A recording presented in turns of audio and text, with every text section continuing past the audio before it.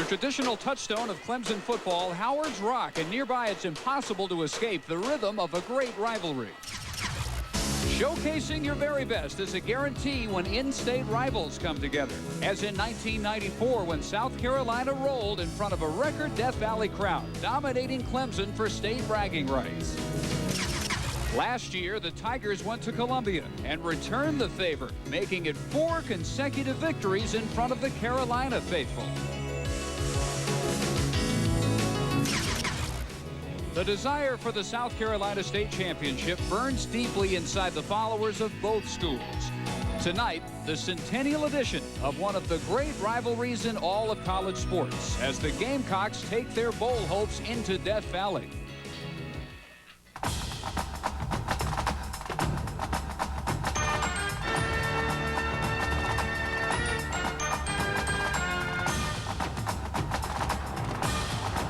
Clemson Memorial Stadium in Death Valley jammed to overflowing with over 83,000 on hand for the state championship game of South Carolina as the Gamecocks prepare to visit Death Valley and take on the number 22 ranked Tigers of Clemson. And we welcome you to Clemson. Dave Barnett along with Todd Christensen. What this game means besides bragging rights. Clemson, one of the hottest teams in the country, has won 5 in a row. They want to continue that trend as they hope toward the Peach Bowl. South Carolina must win to keep alive their hopes for the Independence Bowl. And Todd, they start with some good news. They hope to get Deuce Staley back at some point. Tailback is better than that. They expect to start him tonight.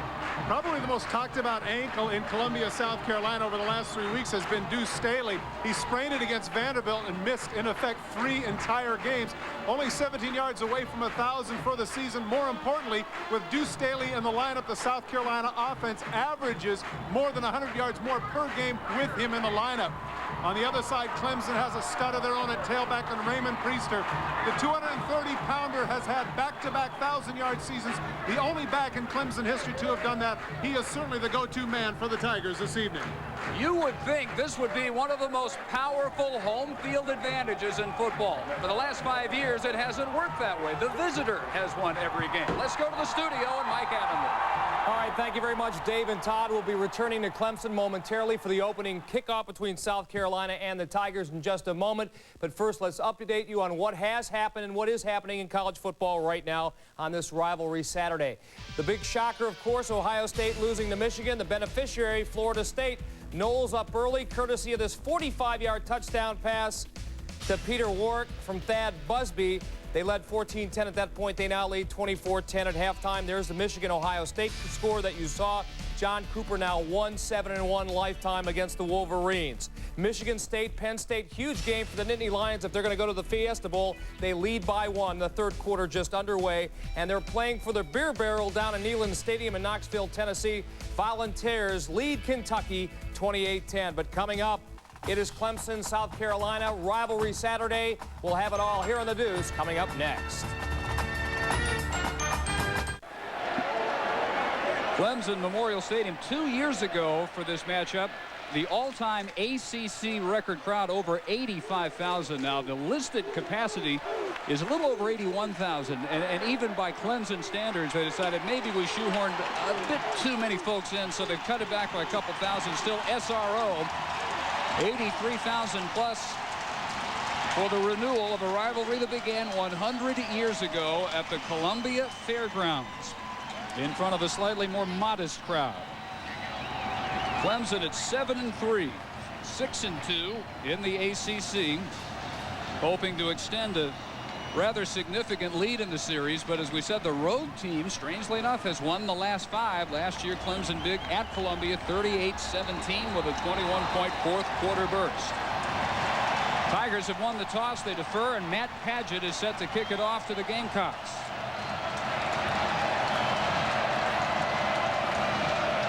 Who have Terry Cousin deep alongside Boo Williams. And the Padgett kick down to the goal line where Cousin heads left, cuts back, and finds some room. Now finds himself on a foot race and chased out of bounds at the 30-yard line. Not a bad return to start things off for South Carolina with a 5-5 mark 4-4 in SEC play. Anthony Wright, sophomore from Vanceboro, North Carolina, 5th in the conference in passing and total offense. Marcus Robinson, a big target, 6'4". He's got 19 catches, averages 24 yards per catch. Jamar Nesbitt will have his hands full today with Trevor Price and Clemson. He's got some big hands, though. 6'5", 303. Just a sophomore at left tackle. Gamecocks out of the eye on first down, and Wright with play action. Sacked at the 22 by Price.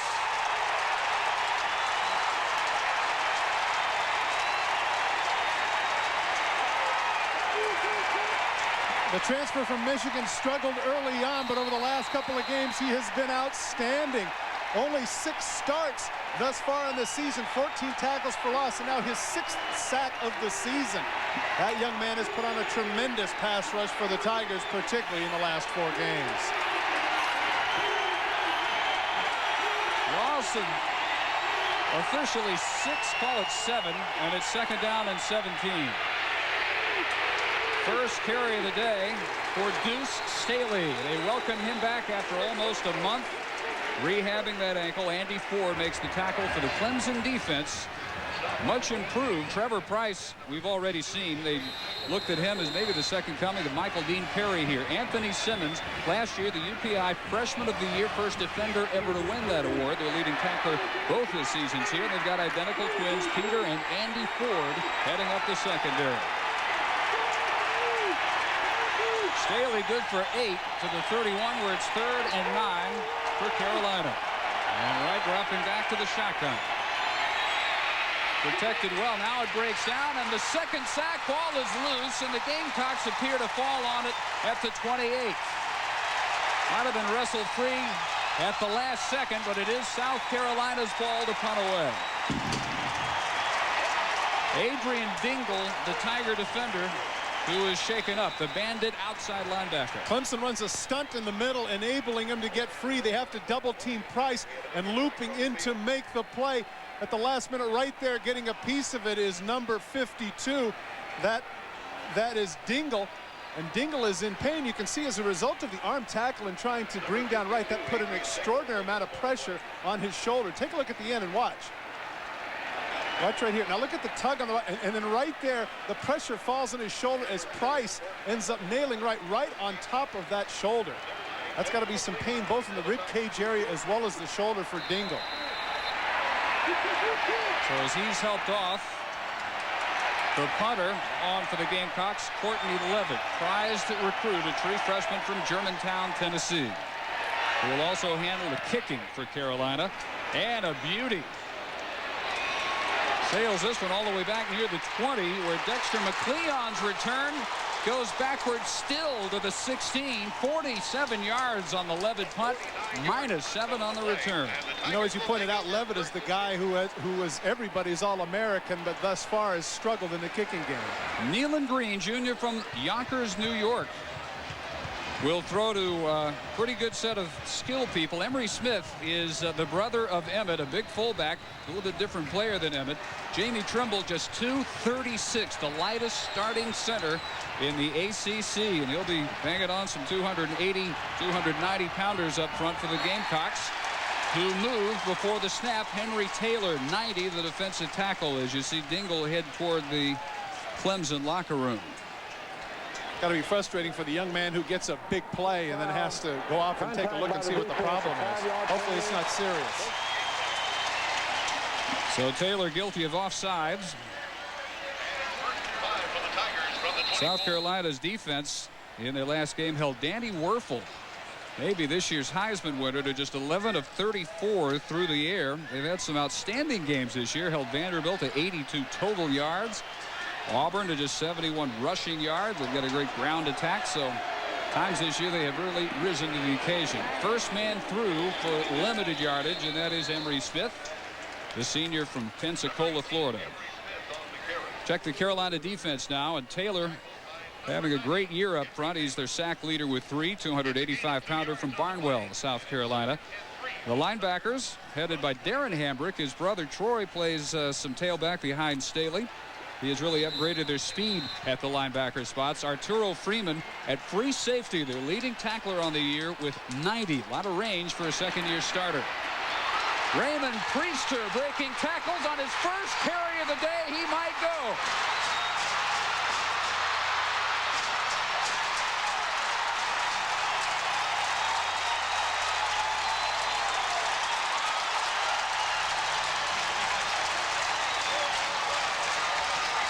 He did go 65 yards before Lee Wiggins chased him down inside the 10. Great job by the offensive line. Priester sees the gap. When you're back there 6-7 yards, you can afford the luxury of seeing what's happening in front of you. Arm tackles on the part of South Carolina, and that's just not going to get it done. The 230-pounder, as you pointed out, right here about on the 20, the Bear jumps on his back, and he's able to be dropped at the 9-yard line. Priester gets the call and takes it to the 5 on what was first and goal. Raymond Priester, the only back-to-back 1,000-yard rusher in Clemson's long and proud football history. Brought down by Ben Washington. Priester, their third all-time leading rusher. Now nearing 2,800 for his career, and he's just a junior out of Allendale, South Carolina. But with that one carry, he just passed Terry Allen. And those of you who don't know who Terry Allen is, pretty decent running back for the Washington Redskins, leading the NFL in touchdowns. Pretty good company. Again out of the eye, second and goal, and Smith, touchdown.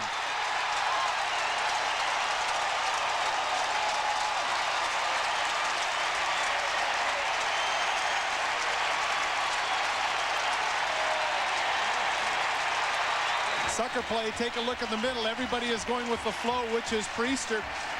Smith has about a 4-yard head start before anybody gets a hand on him into the end zone for a very easy touchdown. Matt Padgett for the extra point. And for a 7-0 Clemson lead.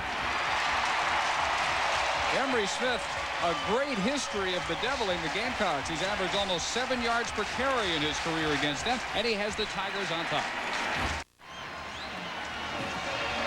The only thing tougher than coming to Death Valley is falling down early in Death Valley, as South Carolina has, thanks to the 65-yard burst by Priester. Let's introduce the third member of our crew on the sidelines tonight, Pam Ward. Hi, Dave. Not good news for Clemson right off the bat. You saw Adrian Dingle, the linebacker, go down. Preliminary word is that Dingle has a separated shoulder. He's been brought into the dressing room to be looked over. We'll update it later. Back to you, Dave. All right, not good news at all, unfortunately, for the Tigers. Boo Williams brings the kick back to the 22. And the fired-up Clemson special teams nail him right there. The hit by DeMarco Fox. Let's check in with Mike Adamle. Dave and Todd, on this day of rivalries, one of the most heated ones being contested in Pasadena. UCLA winners of 5 in a row over USC, trailing because Brad Otten just hit Chris Miller. It is now 31-14. Trojans need to beat the Bruins and Notre Dame next week to finish over 500. Guys? John Robinson needs that game. Apparently well on his way to getting that game. UCLA's beaten them, what, 5 straight? They've made a habit of it, almost like Michigan and Ohio State. Jacob Bush in the offset eye alongside Staley for the Gamecocks. Right to the air and incomplete. Intended for Zola Davis. But the key play of the drive certainly had to be Raymond Priester's 65-yard gallop. Once again, take a look at his vision, how he's able to see the openings, wait his turn, go through the arm tackles. 1, 2, 3, 4 different arm tackles as he bursts into the secondary. And even though he didn't have the speed to go the distance, certainly the idea of deferring and putting the pressure on the South Carolina offense paid dividends there as Priester goes 65 yards to set up the initial score of the ball game. 2nd and 10. Big room this time, and it's Staley's turn to get off to the races. Dragged down at midfield. Tackled by Andy Ford, 27 yards for Staley. And now that, of course, means that Deuce Staley finally gets over 1,000 yards. Needed only 17 to do it. Even though you can see his left ankle might be bothering him a little bit. Watch the cut here. Look at the speed of the pursuit of Clemson. He's able to cut back against the grain. And I dare say right there that had he been whole, had he been 100%, he might have gone the distance. Or at least might have been a little better race from his standpoint. Ford probably not as fast as he looked chasing down Staley, but he nailed him at midfield. This is Troy Hambrick, who has been holding down the tailback job in Staley's absence. Down again to Pam Ward. All right, Dave, very preliminary, that shoulder injury for Dingle. It turns out he has a dislocated left elbow. So needless to say, Adrian Dingle is through for the evening. Dave? Well, that pain written all over his face as he headed off the field. So that is unfortunate news for their sophomore linebacker. Gain for Troy Hambrick of 5 yards, brings up 2nd and 5 from the Tiger 45. Very important here for South Carolina and Brad Scott not to panic. Yes, they get a touchdown. Yes, the momentum's with all the 80,000 plus in the stadium. They're doing a good job staying on the ground, doing the things that they need to with their game plan. Wright gets out where he's dangerous, turns the corner, has the first down and more. 19 yards on the keeper. And again, Andy Ford ranging over from free safety to drag down another big gainer. Brad Scott, the head coach of South Carolina, has his notoriety as a result of being the offensive coordinator for Florida State. And over again, they ask whether or not Wright compares favorably to Charlie Ward. He says, you know what? I just don't think that's very fair. But certainly right there on that run, you'd have to say that Wright has the potential for some outstanding athleticism, certainly with his feet.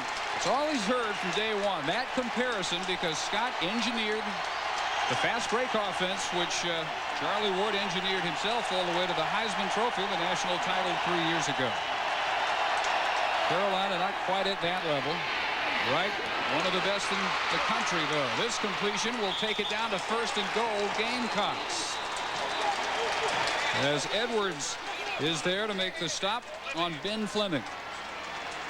Ben Fleming, a freshman, hasn't caught too many balls coming into this game, but Wright found that he was open on the out. They double team the hook, finds Fleming in the flat. First down now at the 10-yard line for the Cox. Standing room crowd in Clemson, where the Tigers have an early 7-0 lead. 65-yard run on their first possession by Raymond Priester led to a touchdown run by Emery Smith, but South Carolina strikes right back.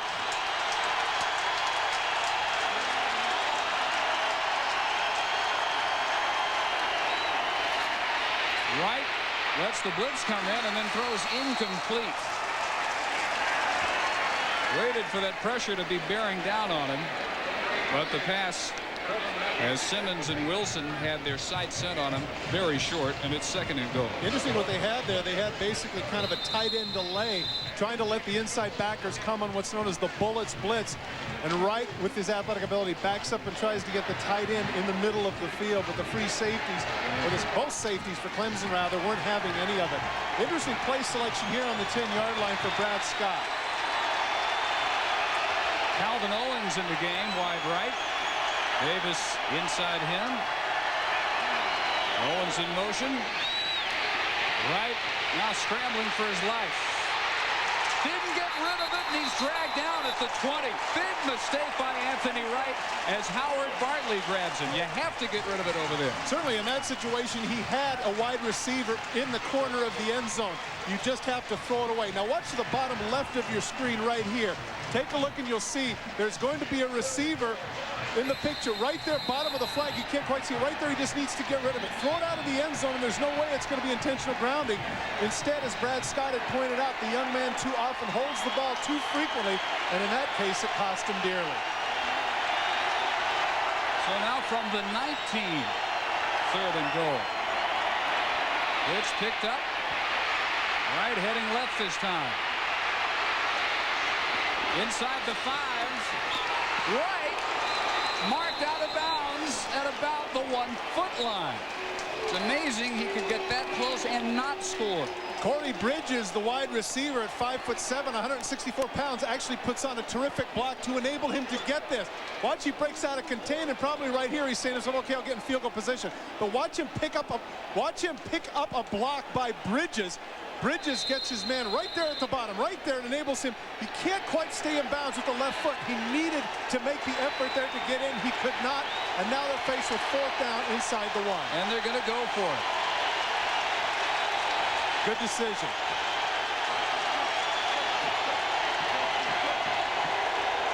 Power eye, 2 tight ends. Staley leaps for the touchdown.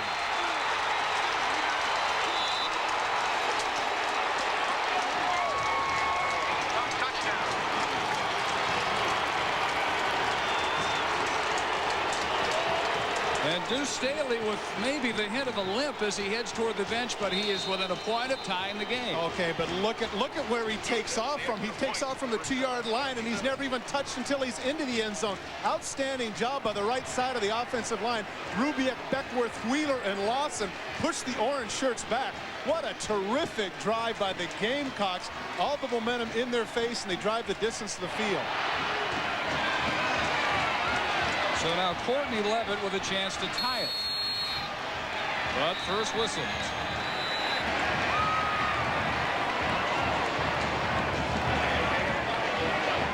Coaches and trainers want to make sure Staley survived that lead.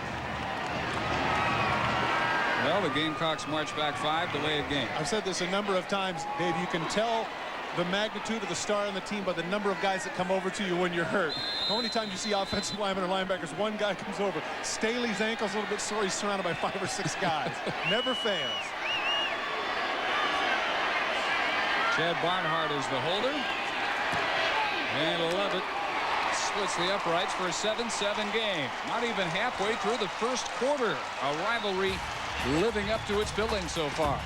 Well, Double Deuce is performing on the deuce, just like he said he would. Come on, 7-7, South Carolina and Clemson, with 7 minutes 44 seconds to go first quarter. Rather cool night. May drop down into the high 30s. Not nearly as breezy as the day was. We were treated to a spectacular autumn afternoon here in upstate South Carolina in full color.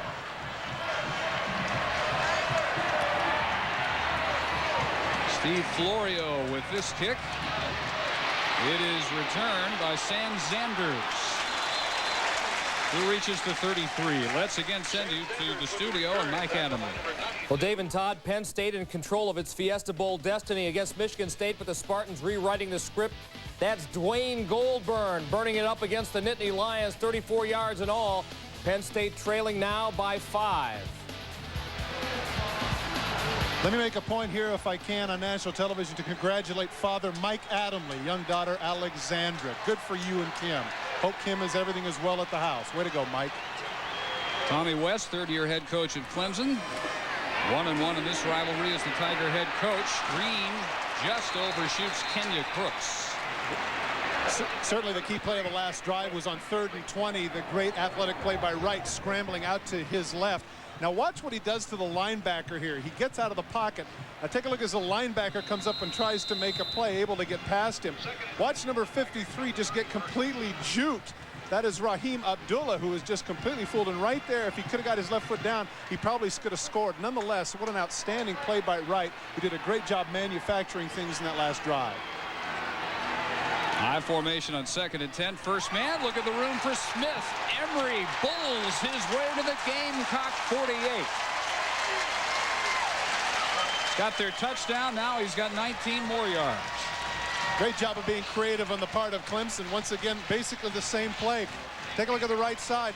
Right guard pulls. That makes the linebacker go with him. And as a result, there's the gap created for Emery Smith.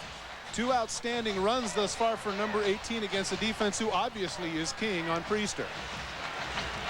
Clemson has built this 5-game winning streak by going back to their long-standing favored style, smash mouth football. They can do it with Priester, who carries here to the 44. He goes 230, 6'1", and Emery Smith 241 on a 6-foot frame. They didn't start this season particularly well. 3 losses in their first 5. North Carolina, Florida State may be expected. Missouri, not an expected loss, but they've turned it around. And they've been able to grind out, as you see, 240 rush yards per game. Interesting, though, that Tommy West, the head coach, pointed out that one of the reasons for that was the Florida State game. Even though they lost 34-3, he felt like they competed extremely well, and they knew they could compete with the big boys. And he feels that that was the major reason why they've been able to have this 5-game win streak, the confidence that they were able to build against Florida State. First carry of the night for Kelton Dunnican, who was the backup for both Priester and Smith. Another big runner, 5'11", 210. Career high 123 yards, including a 54-yard score for him against Virginia 2 touchdowns against NC State, their second leading rusher. And of significance there, Dave, once again, another back who's averaging more than 5 yards a carry. Play fake. Green wanted the bootleg, in trouble, and dumps it incomplete in the general area of the tight end, Lamont Hall. First time he has really been pressured tonight. But that's an outstanding job on the part of the defense for South Carolina. Misdirection fake. Sylvester Miller, the defensive end, is not buying any of it. He stays at home, and that forces now the punt on 4th down at the 43. Kevin Laird averages about 37 yards per kick, and he has Corey Bridges waiting at his 10-yard line. For those young people out there that say you got to be huge to play, Corey Bridges, 5'7", 164 pounds. It's not the size of the fight, the dog. Well, you know that one. Their catch. Right at the 10. 32-yard kick, but the Gamecocks pinned back deep in a 7-7 game.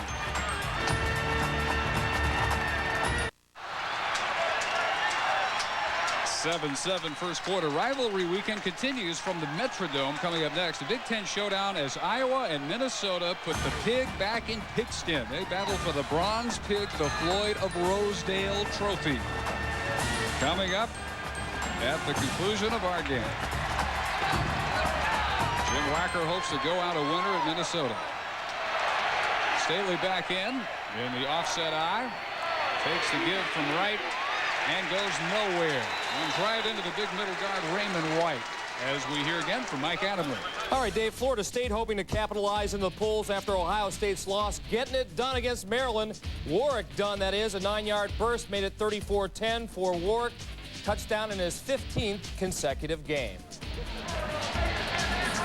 Looked like he was going to throw that one. Decided to tuck it in and say, nah, I'll pad my stats this way. He is something. 2nd and 10. No gain for Staley. Right on the straight drop for the sideline, and Bridges, and it's incomplete. Covered pretty well by Peter Ford.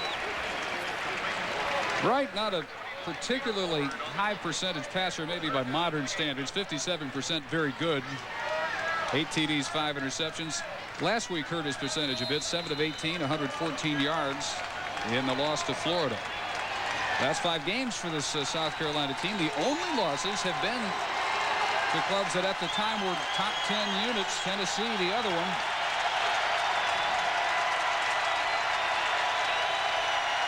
White with the call at the line, split backfield on 3rd down. And the Tigers come with a 4-man rush. Gets it off way over Marcus Robinson. Nothing doing on those 3 snaps for Carolina. Brad Scott was hoping that they were going to get a situation where they get some 7-man rushes and man coverages, because you had the question as to why you'd be doing this on your own 10-yard line. But he didn't get necessarily what he wanted in coverage, and as a result, Wright had to throw it away against the zone coverage on 3rd and 10, and now Clemson more than likely is going to have outstanding field position.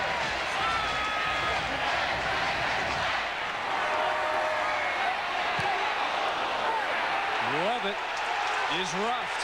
Flag is down as McLeon has the fair catch at the 46. 42-yard kick, but they nailed Courtney Levitt pretty good. David, appeared that he might have got blocked into it. You see at the rush, Abdullah not very happy about it. I'm not sure that the official saw the whole play. Now watch to the left of your screen. Does he get blocked in? Watch the fullback come over and block him, and then as he blocks him, he runs into Levitt. I'm not sure that that should go that way, because the fullback in that case, number 31, Garrett Taylor, is the one that blocks Abdullah into it. And so, in that case, that's something the official needs to see. Evidently, Bill Goss felt as if that he could have avoided him, but I really don't see it that way, because the fullback knocked him in midair. What's he going to do? See that pretty often, but you usually see that, it seems to me, go against the team rushing. It seems to always be up to them, no matter what happens, to avoid any contact. Watch when the fullback comes over to make the hit. He blocks him. He certainly does. He blocks him into it. Boy, I tell you, that's a tough call on Clemson. Laheem Abdullah, ultra-aggressive redshirt freshman, is the guilty party for the Tigers. So the Carolina drive still alive from the 25. 4:47 to go. Tied up in the first quarter. Staley turns that into a pretty good 7-8 yard pickup. What's a little bit deceptive about Staley is you look at him a little bit short, about 190 pounds. The assumption is he's not very strong. Well, Chris Jones, the linebacker, had him by the upper body with both arms, and Staley ran right through the tackle. 5'11", 207. Never fails. The guys under 6 feet are going to get angry when you don't give them their inches. So at 5'11", 207, really the ideal physique for a running back, as you and I have documented throughout the year.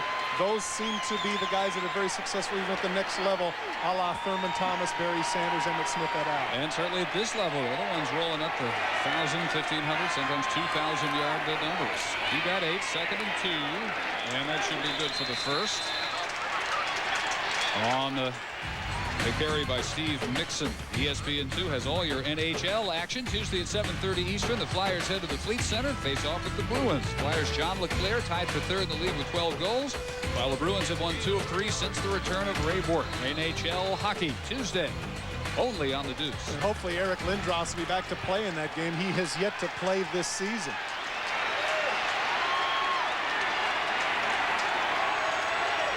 Anthony Wright, 1st and 10 from his 36.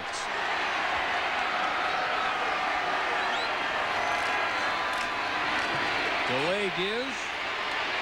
Not much room around the side that time, as Simmons came over to drive Staley out of bounds. Anthony Simmons, 144 tackles, double figures in tackles in every game. I think that's impressive about this young man is his ability to always be around the ball. Sometimes the number of tackles can be deceptive. You're saying to yourself, well, that means that the other people aren't doing the job. In the case of Simmons now, he will go over 150 tackles tonight, giving him 300 for the season. Tommy West said to us that he feels as if Anthony Simmons could arguably be the best linebacker in Clemson history. And with names like Levon Kirkland spicing their pass, pretty good company. 2nd and 8. With 3 wideouts, out of the shotgun, delay give, and Troy Hambrick is chased down. Simmons on the hunt once more. An update on Michigan State and Penn State now for Mike Adamle. Well, guys, after an Aaron Harris touchdown run put Penn State up by 1, they decided to go for the 2-point conversion. Watch the catch by Joe Jurevicius, shades of Todd Christensen with the Raiders, but Michigan State is driving. The Lions now lead by 3. I haven't seen that catch made since Todd Christensen played. Hey, you know what? I knew I should have mentioned his daughter. Thank you, Mike. Shotgun again, 3rd and 7 for the Gamecocks. Wright sends that one to nobody. He felt big-time heat. Once again, the official, the referee, has his back to it.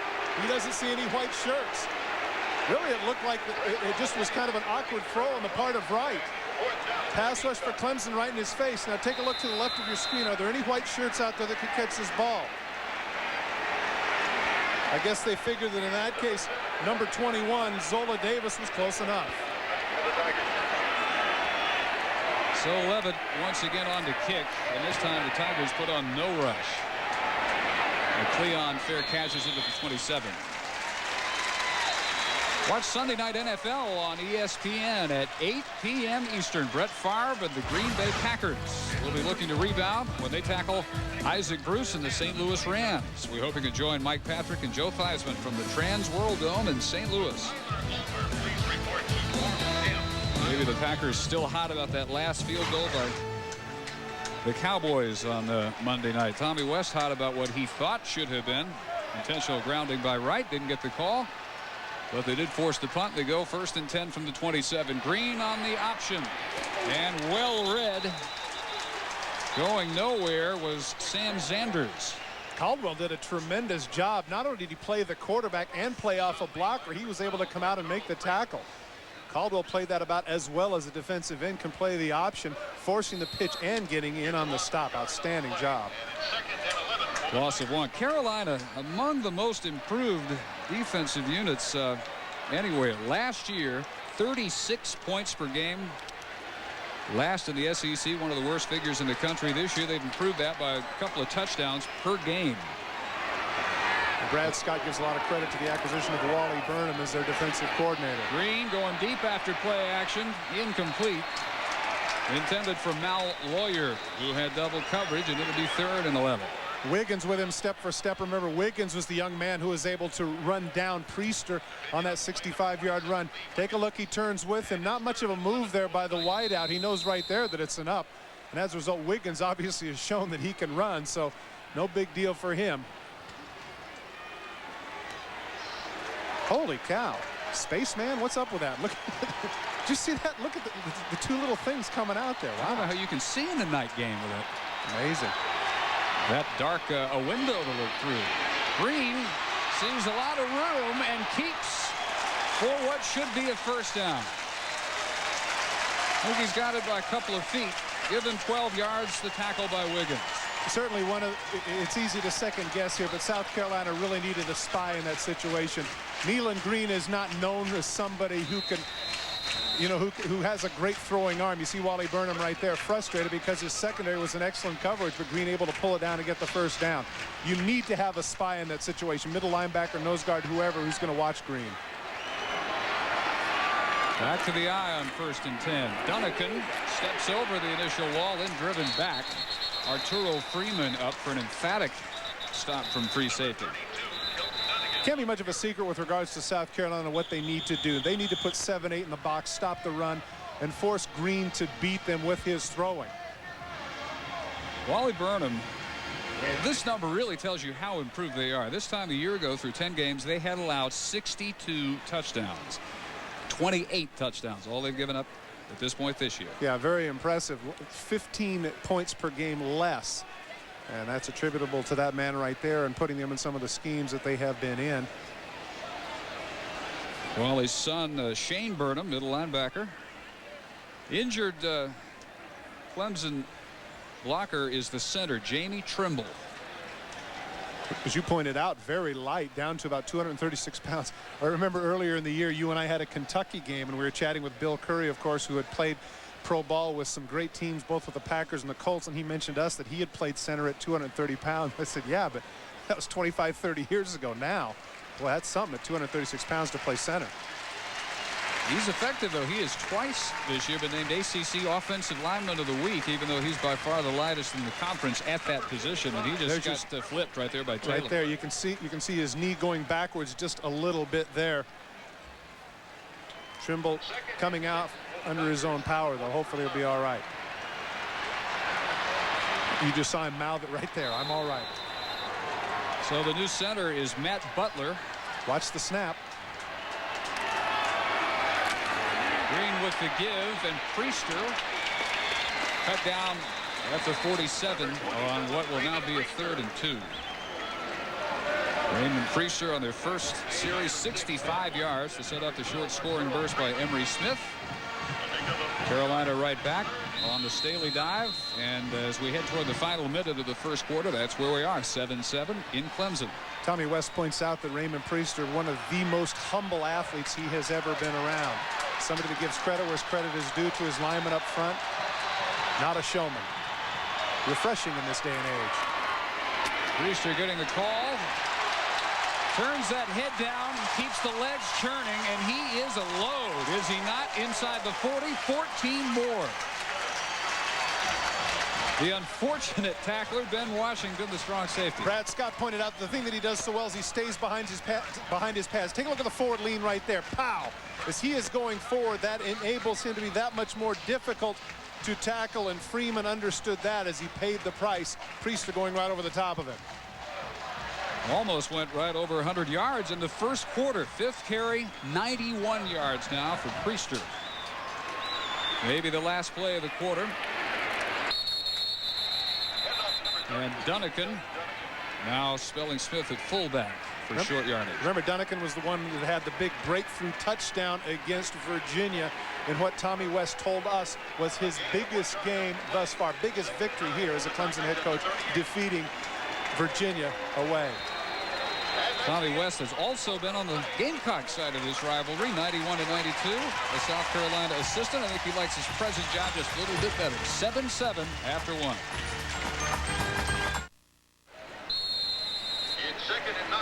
Sold out Clemson Memorial Stadium with 83,000 plus. Brad Scott and Tommy West squaring off in a 7-7 game as we begin the second quarter.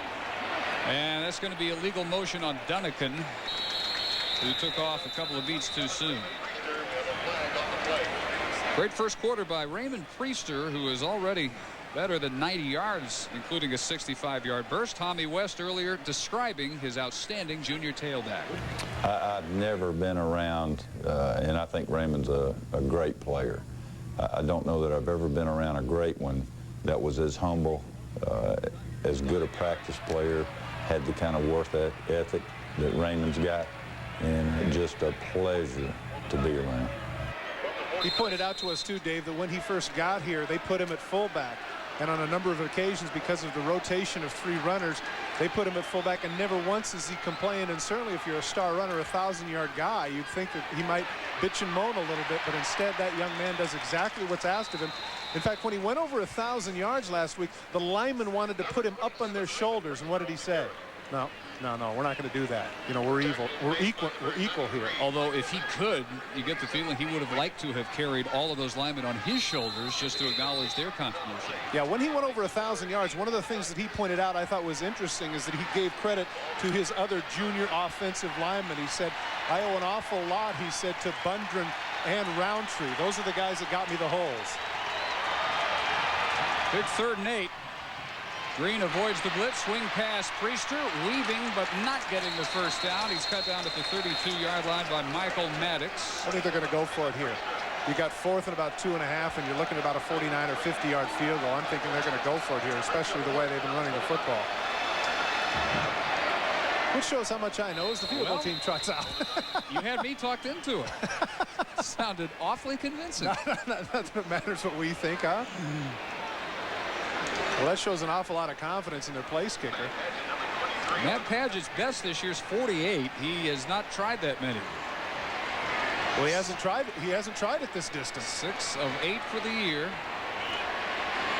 Chris Robbins on the hold. Plenty of leg, but just wide. Now, not that I want to sound prescient, but if you have a guy that has not kicked this distance, yes, he has the leg, and I understand it would have done a lot for his confidence, but now not only do you give up the opportunity to go for it on 4th down, you give South Carolina the ball at the 32.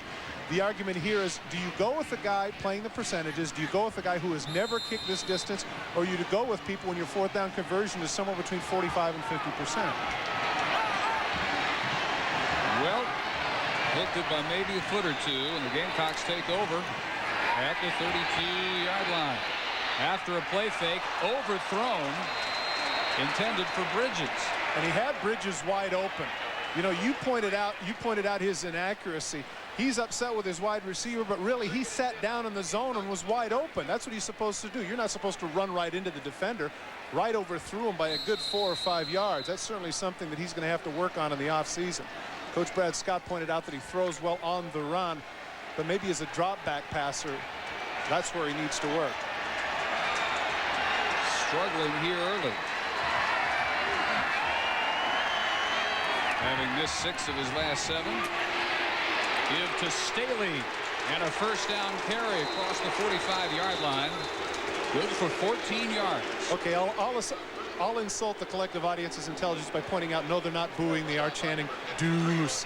The thing that he did well there is he entered the line as he's very patient as a runner.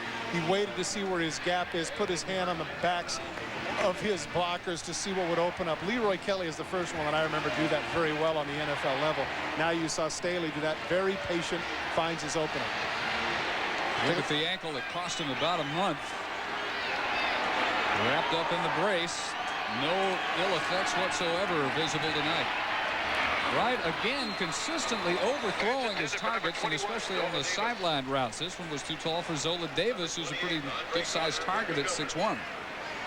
Brad Scott now has to consider at some point in this particular drive to get a very simple throw, whether it's a screen pass, a little delay, to get something that Wright can complete so he can have a little bit more confidence. You would think that a short out like that might have been one, but he overthrew that too. So if I'm Clemson, I'm the defensive people, more and more I'm beginning to say, hey, let's put 8 in the box, even if they do have 3 wideouts. Make this quarterback beat us with a good throw. Pitch to Troy Hambrick. Much more success running than passing. Hambrick reaches the Tiger 48-yard line, and there to make the tackle at that point, Anthony Simmons. Well, he's a little bit of a change-up. Hambrick at about 220 pounds, more of a straight-ahead runner, not unlike Priester. Again, deep at the tailback, cuts back against the grain. One of the downsides of being so quick, you see Simmons dropping him there, another outstanding tackle. But, of course, in that case, that's 8 yards down the field. 3rd and 4, passing set. 3 wide outs and right in the shotgun. And no blitz to contend with. But Wright gets out where he's dangerous and is dragged down by Ford at the 28-yard line. 19-yard pickup. I pointed out earlier with regards to Green, you have to do the same thing with Wright. You have man-for-man coverage. Watch, the corners will have their backs turned.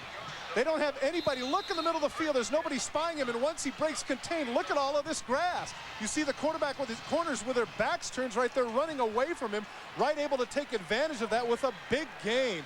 Clemson really needs to be cognizant of the fact that that young man can run. Thus, they need a spy in the middle, whether it's a nose guard or a backer.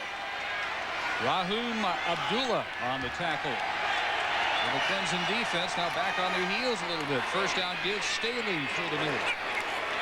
And just pure power blocking up front.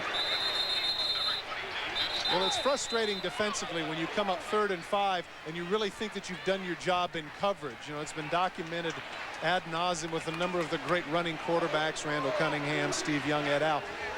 But Wright is a different dimension. I'm thinking, Dave, as you've watched him throw up to this point, you'd have to say, hey, he hasn't beat us with the throw. You know, let's go man and have some people in the middle of the field and zone up and make sure that this guy can't beat us with anything else. Yeah, 1 of 7 for that pass yard total of 15 yards. And he's been a big contributor to the 116 rushing yards. So your point, very well taken. Staley tries to get out the left corner. Breaks a couple of hits, spins off Simmons.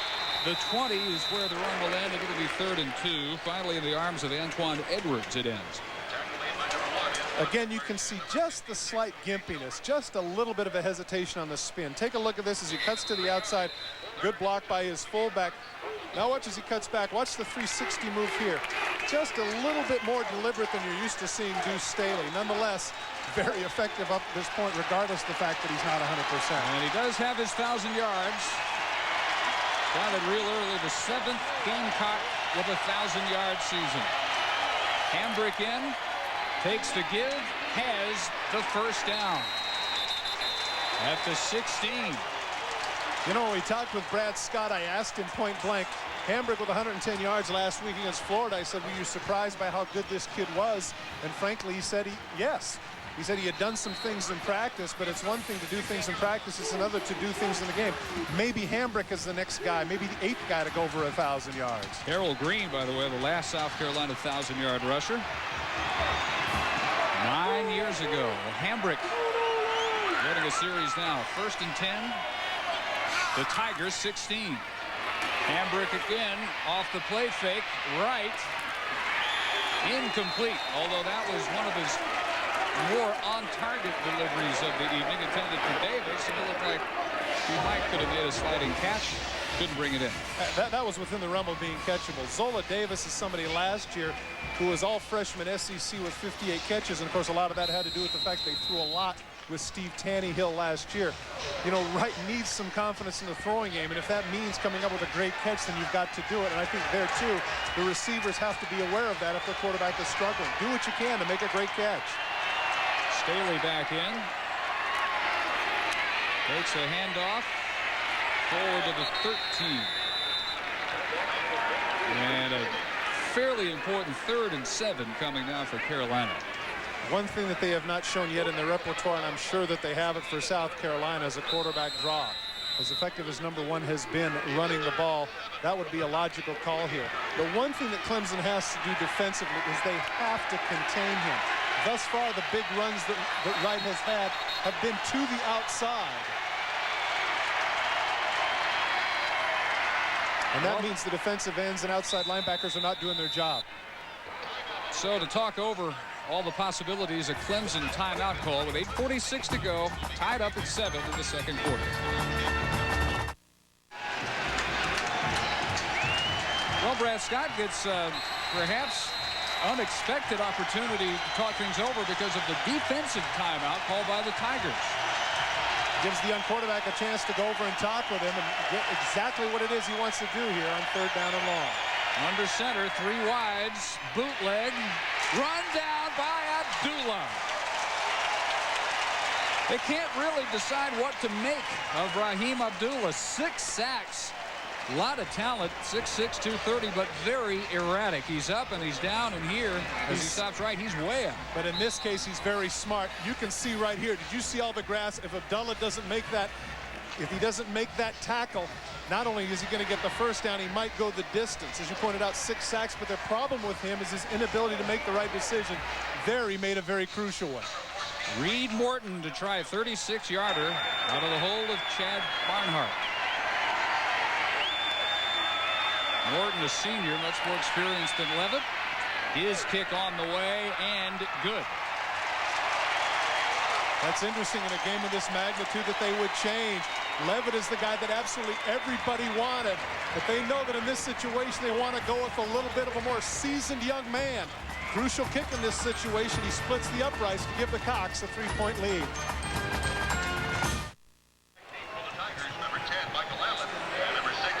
Reed Morton's field goal gives South Carolina its first lead midway in the 2nd quarter. Steve Florio on to kick.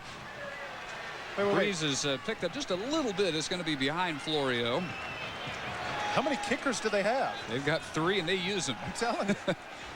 Deep men are Sam Zanders, 6, and Michael Allen, number 10.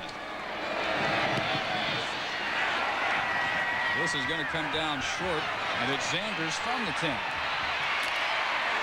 Big hit, bounced off, could not advance past the 24. To the studio, and let's hear from Mike Adams. Well, guys, Penn State's Curtis Enos ending his season the way it began it against USC. Strong, a 4-yard run against Michigan State with the score tied at 22. Puts the Lions up by 7. Enos with 147 yards so far. 14-yard return, and a flag thrown on what looked like offsides. I'm guessing that they'd want to take that one. I mean, 24-yard line's not bad, but it's not great either. And considering the way Florio kicked, you know, they could line up about the 10-yard line. Kicking was offsides at the kickoff. Penalty's 5 yards. We'll kick it again. One of the most important things, not to overstate it, is you have a returner. You want to get the ball coming forward. That time he didn't. He caught it going backwards. This is an opportunity for him to do it. Down to Pam Ward. Okay, Anthony Simmons taking a well-deserved rest on the sidelines. You've been talking about him all night, Dave and Todd, and the numbers back it up. Leading the ACC in tackles this year. He had 150 of them last year, and mentioned as a semifinalist for the Bronco Nagurski Award, which is for the Defensive Player of the Year in the entire country. One of the quiet leaders, like Raymond Priester on the offense, they have Simmons on the defense. And the scary thing is he's only a sophomore. Back to you, Dave. Thanks a lot, Pam. You know what? What's also impressive about that, Dave, is that when you look at him on the field, you and I have talked about this in all different sports, there are guys that just look like ball players. Simmons is one of those. You look at him in a group and you say, that must be a great player in that body. He couldn't be anything else. Yeah, Brad Scott compares him to Marvin Jones, a guy that he had at Florida State in his days there as an assistant. Much better kick. Michael Allen brings this one back to the 32. And they got the extra 5 yards. Went from the 20.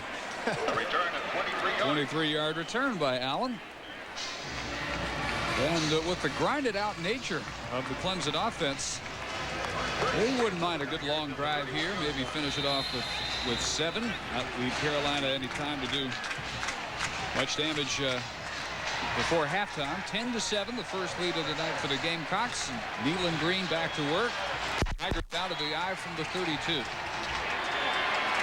Unbeaten in Death Valley this year. 5-0. Green will keep maybe a game of 1, if that. 7.5 to go, halfway through the 2nd quarter. 83,000 plus expected. At least that on hand at Clemson Memorial Stadium. Dave Barnett, Todd Christensen, Pam Ward, 10-7 lead for South Carolina. They need a win to have any hope of a bowl. They could finish 6-5, and they've gotten some interesting overtures from the Independence Bowl. They figure this Gamecock crowd's going to travel pretty well. They have averaged almost 80,000 per home outing this year, Columbia. While Clemson hopes to finish this one with a 6-game win streak and head perhaps to the Peach in Atlanta. Flag is down as Priester takes the pitch to the 38. South Carolina lined up in the neutral zone, so that gives Clemson a free play, and that's unfortunate because they played the option so well. Bill Goss, the referee, with the offsides indication. Take a look right here. Number 90 is lined up in the neutral zone. You can see his hand is completely off right there. That's Henry Taylor, defensive tackle, Barnwell, South Carolina. Just lined up right smack in the neutral zone. Did I say right smack in the right smack in Did I say that? Oh my gosh. Too many Southeast Conference games. It's rubbing off on you. It is. Well, at least I didn't say smack dab. You might just be an old boy by the end of the year. Good old boy. You got the material. Or maybe not. You don't watch it. And once again, very close to being offside is Taylor. No flag this time, as Emery Smith is going to be close to the first down marker at the 42. It just goes to show how numbers can be deceptive. You pointed out that Priester almost 100 yards in the first quarter alone. They've been running the ball effectively, good time of possession, yet they're down 10-7. So this goes to show that numbers aren't everything. Emery Smith has the Tiger touchdown. His 6th of the year. Last year had 15 touchdowns, but he's been bothered this year by low back pain, shoulder pain. They hope he's about 90% for this one. Said his dream is to play in front of his brother. That's not very surprising, is it? Priester to the 46. Well, both these teams with bowl aspirations, and Clemson, it would appear, with a definite bowl future. Florida, of course, still unbeaten. They have next week's showdown with Florida State still to go, but they hope to be in the sugar, wrap up a national title. Alabama, Tennessee, LSU 5-2 in conference play. Auburn taking on Alabama tonight, needing a win, as does Carolina. 2nd down and 6, and it's Priester turning back inside for the first down to the 46 of South Carolina. Where Ben Washington makes the tackle, and again we hear from Mike Adams. Well, Dave and Todd, of the myriad of games we watched this Saturday, this one the most exciting. Back comes Michigan State against Penn State. Todd Schultz, 32 yards to Nigea Carter. The Spartans scored 2 plays later. The game is knotted at 29 with 5:58 left. Wow, anybody that saw Auburn, Georgia last week has got to wonder, anytime there is an overtime, if they're going to see a show like those two put on. Deep ball open but overthrown, intended for Kenya Crooks, who had made his cut and was in the clear, beating both Wiggins and Freeman, but Green through a frozen rope, not enough air under it. Play action fake sucks up the safety, and he turns, and it's a little bit too late. Crooks has him by a step, but once again, both quarterbacks are really struggling with the overthrows. You can see Green's reaction right there. I had it. Oh, nuts. Well, I don't know, he said nuts. Green, that's my reaction. 53% passer, but when he does go to the air, he usually means business. 80% of his completions are to wide receivers. Timeout number 2 called here by Clemson. 4:55 to go in the first half, and the Tigers hoping to at least tie it on this drive.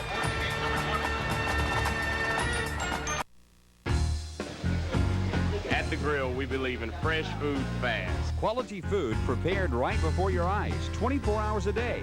Chicken, ribs, wings, salads, and the best burgers in town. Breakfast is served all day, but join us for our Breakfast Express from 6 to 10 a.m. Your choice of bacon or smoked sausage, 2 eggs, grits, or hash browns for only $2.99. Come and watch your favorite team on one of our satellite TVs and enjoy a cold beer. The Grill, 331 Sunset Shopping Center. At the Grill, we believe in fresh food fast.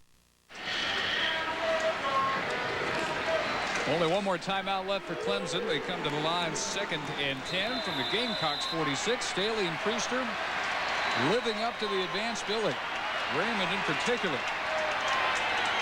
has a 65-yarder to his credit. Play fake. Here comes the reverse. Brian Wofford. Wow. Tripped Great up. play. Good looking play.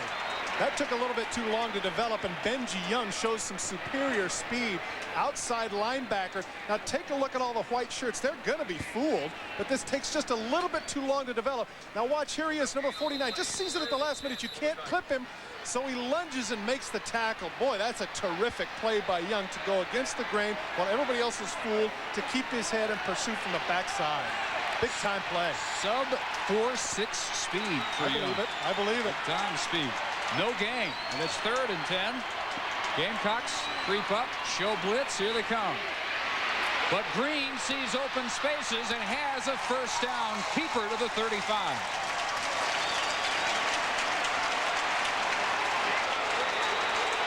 Telling you, the best play in the arsenal for both these offenses tonight is let the quarterback take off. One of these people in the middle, I've mentioned it before, you got to spy. Everybody has their back turned.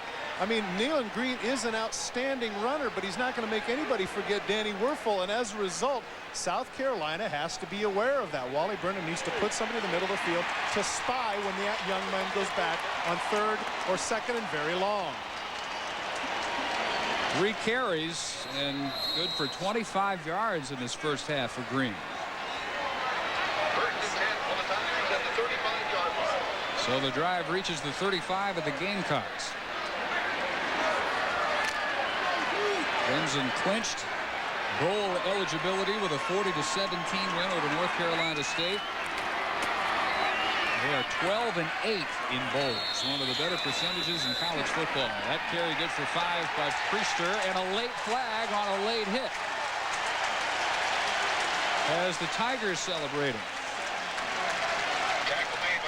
Once again, the big argument is trying, or the big discussion rather, is trying to keep your poise in a game of this magnitude. When the first guy might get away with something or hold a little bit longer or hit you a little bit longer, you've got to hold on to your poise. You can't give up that 15 yards. In the defense, 15 yards, automatic first down. Sylvester Miller getting a talking to from Brad Scott after the late hit. Well, bring on that very point.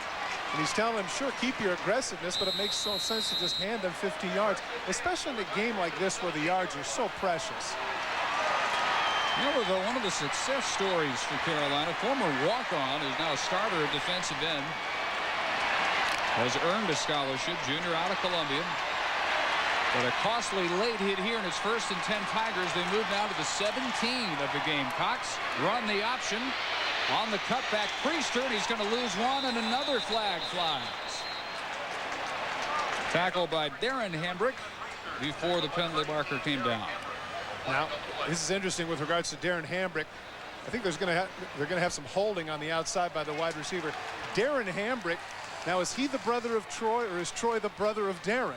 That's the big argument. Darren Hambrick, the transfer from Florida, was the one that was getting all the notoriety. Hambrick was the mere freshman. Now, after 110 yards, Troy is getting a lot of the attention, whereas Darren, an outstanding outside linebacker. You see what they do here on the option. Force the pitch way too soon, and the pursuit is right there. Now, just to the left of your screen, the wide receiver in on the hold.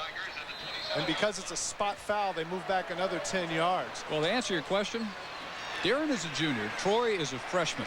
I'm thinking through Troy's entire life, he has been Darren's brother. Right. In the nature of all little brothers. Yeah, but there's something about getting 100 yards in the game where suddenly you get a little bit of attention. 3 wides. 4 wides now. And Priester will take the shovel pass, turn upfield, and reach the 16. Good call. About the original line of scrimmage, give him 11 yards, and Miller back in after the late hit penalty to make the tackle. Good call. Put him in a situation where South Carolina wants to get a big rush on the quarterback, doesn't want to let him run. As a result, they're able to sneak Priester underneath for the Utah pass. It puts them up in a pretty good situation, getting that holding yardage back.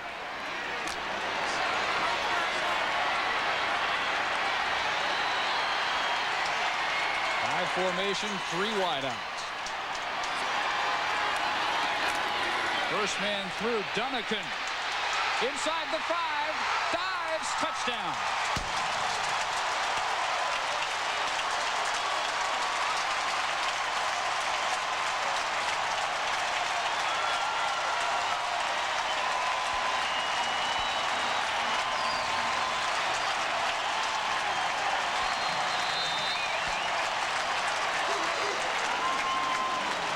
When you're not the main man, you got to make the most of your opportunities, and Dunnigan does. Good block there by Zane Lewis, the left guard, that springs him free, and he's able to break a couple of tackles and get into the end zone. Left side of the offensive line, outstanding in that case. Lewis and Bundren creating the gap for Dunnigan. Padgett gets the extra point, but he bangs it off the upright and gets a happy bounce. 14-10 Clemson.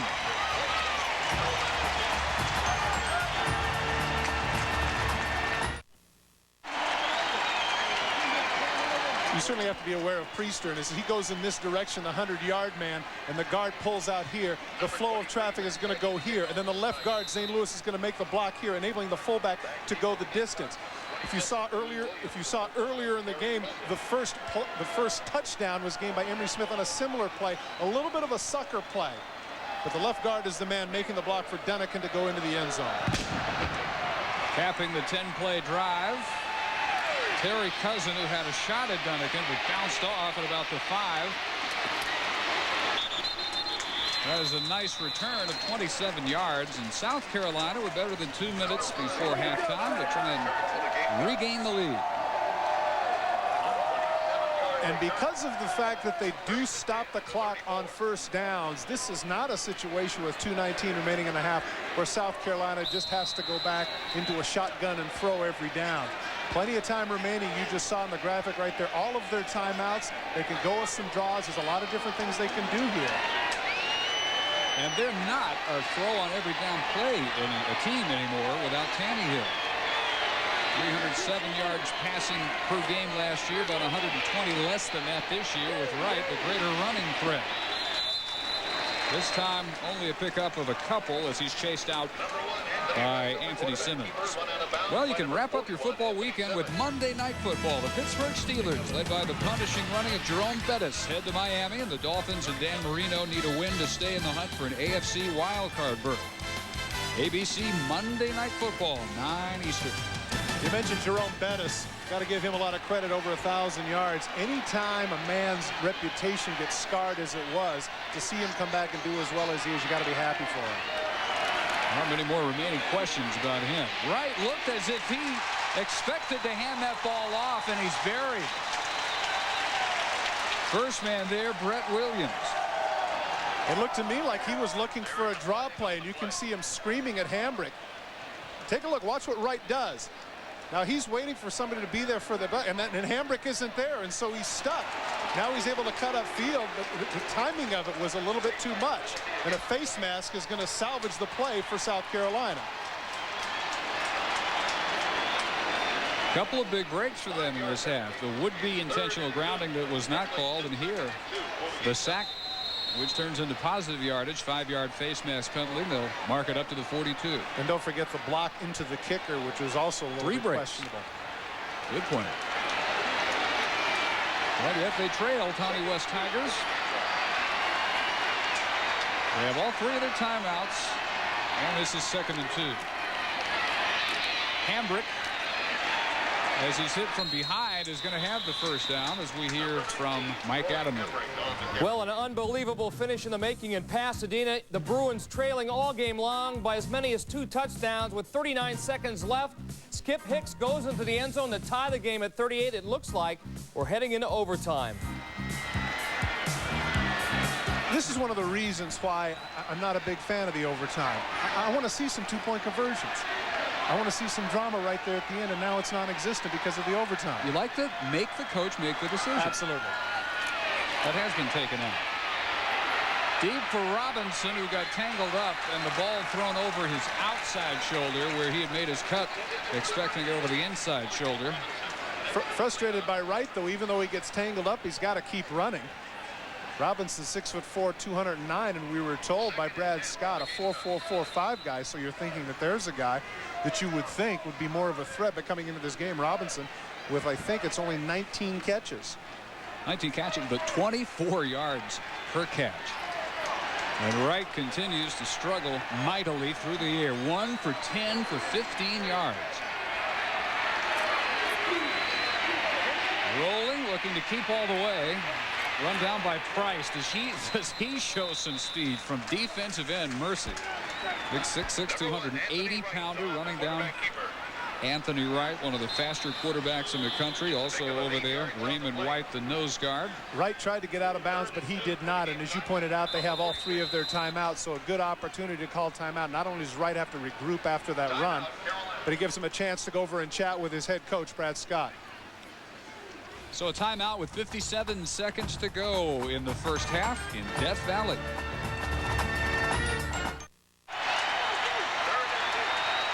Brad Scott has the plan on 3rd and 2, and they want first to get the first down. That's taken care of on Hambrick's off-tackle slant. He reaches the 38-yard line. Now they have 2 timeouts. They will stop the clock to get the chains moved up at 52 seconds. But you know that Brad Scott had 2 plays called with that in mind.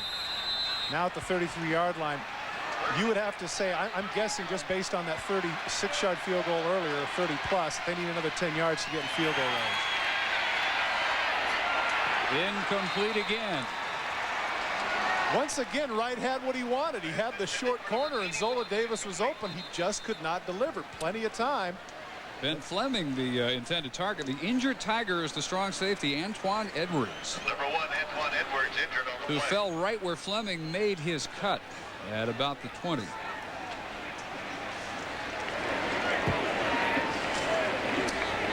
Take a look right at the end. You're right. I had said Zola Davis. That was my mistake. It is Fleming. He lays out, but he was wide open. There's a situation where, as a quarterback, you have to be aware you don't have to make the perfect throw. When the guy is that open, go ahead and throw the marshmallow and give him a chance to come back and make the catch and get down. Don't lead him perfectly, because he had a big gainer there if he could have delivered.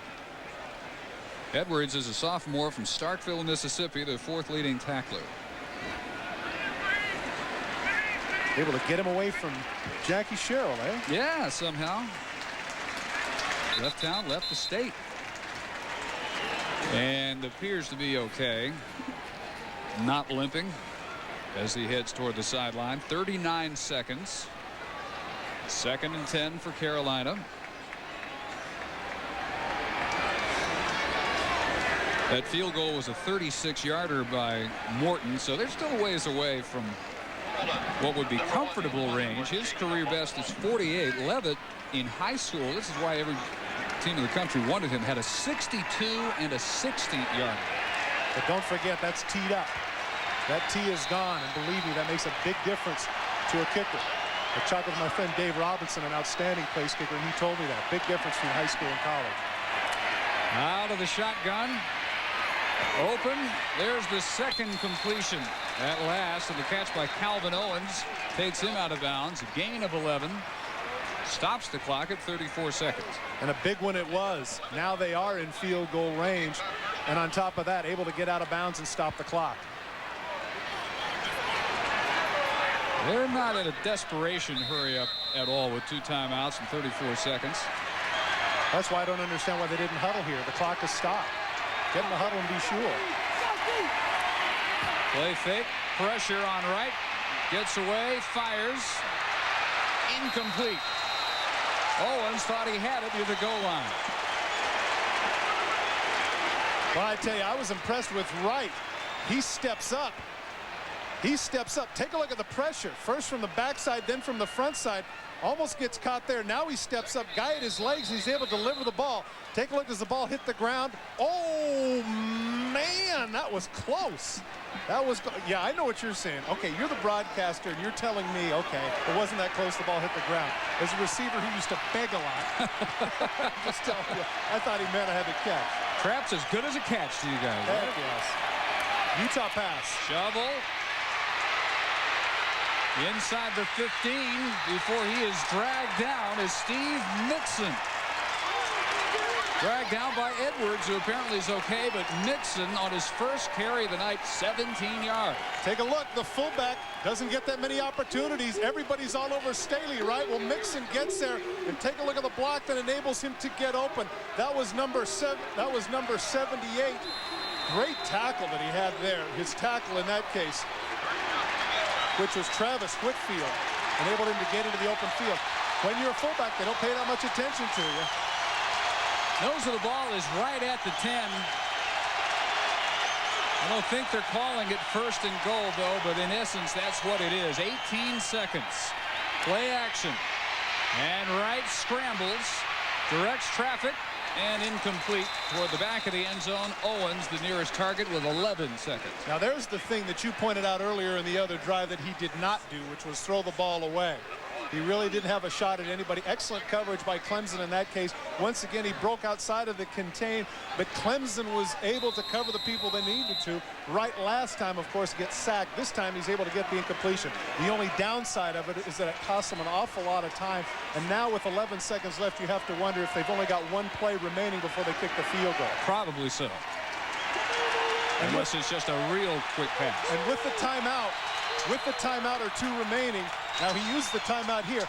I'm telling you, he needs to go to the sideline and debate about whether or not they could fool them with a draw play or a running play, because you know that Clemson in this situation is probably going to rush 3, put 8 back, or rush 4 and put 7 back, run, and if it doesn't work, call the timeout and kick the field goal, because you know right there, play action or anything else is not going to fool them. They're going to be backpedaling into the end zone, give them anything up front, maybe give Staley an opportunity to break a tackle and go in. Well, he's over there with a very creative play caller, Brad Scott, as we previously mentioned, the offensive coordinator for the Florida State National Championship season of 1993. John Reeves is his quarterback coach, former great Florida quarterback in the late 60s, early 70s. John Eason is the Gamecocks offensive coordinator. Well, I know this dates me, but I remember John Reeves to Carlos Alvarez. Boy, I tell you, that was a stud bowl combination. They were good. And Ray Graves. And Reeves had a pretty decent pro career, even though it might not have been what people expected. Did some things with the Eagles, then came back at a later stage of life, shall we say, to go with the Tampa Bay Bandits. But after watching Mike McCallum last night at age 39, hey, there is no old. So one timeout left. Second down, 11 seconds.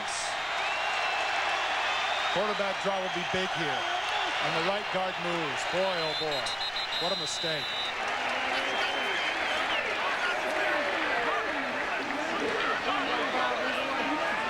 If it's against Carolina, that will give a coach ulcers every time. You've just had a minute to talk stuff over, and this happens. There's John Eason, the offensive coordinator. Take a look right here. You're going to see the rock. Ed Rubiak, 63. How unfortunate, because now you've got a situation where instead of looking to the touchdown, now with 11 seconds left, you need to set up a field goal. I still like the quarterback draw in this situation. Well, at first nobody in the backfield. Now Hambrick shifts back there, and Robinson goes across in motion. Nope, steps up, fires. Incomplete, broken up by Andy Ford. Intended for Jason Pomar. And the field goal unit comes on with 6 seconds. Here's what I'm talking about in the end zone. You can see right there, man coverage. Now look at the middle right here. Oh, shoot, tuck it in and go. A great play by Ford. It was. Ford made a nice play to bat that ball away. But that's, you know what, that's what I get for playing coordinator. I should just back off. I just really like that situation, because when they went the 3 wide receivers to the left, that took the free safety out of the middle of the field. And the only guy he would have had to beat on the run would have been the inside backer. And even if he does get tackled, he's tackled in the middle of the field, calls timeout, and they can kick about a 30-yard field goal. Now they've got the harsh angle. We're looking at about a 32, 33-yarder. Difficult here because of the hash marks in college football. Clemson's called its final timeout. Reed Morton a little time to think about it. As soon as we complete our business here, rivalry weekend will continue from the Metrodome with number 24 Iowa. And Jim Wacker heading out as the head coach of Minnesota. Final game in the Dome for Coach Wacker in the Floyd of Rosedale battle. Tradition that I think the Big Ten has got to lead everybody in traditions and trophies. It seems like every game of the conference you're playing for something, some kind of hardware. No doubt. And one thing that you pointed out with regards to Jim Wacker, even though he wasn't successful at Minnesota, I guarantee he could have success as a motivational speaker. That's one of the happiest dudes I've ever been around. Really upbeat. Says he would like to be a college professor. He's going to move back to the Austin, Texas area. He's got a lot of family. Reed Morton will try a 32-yarder.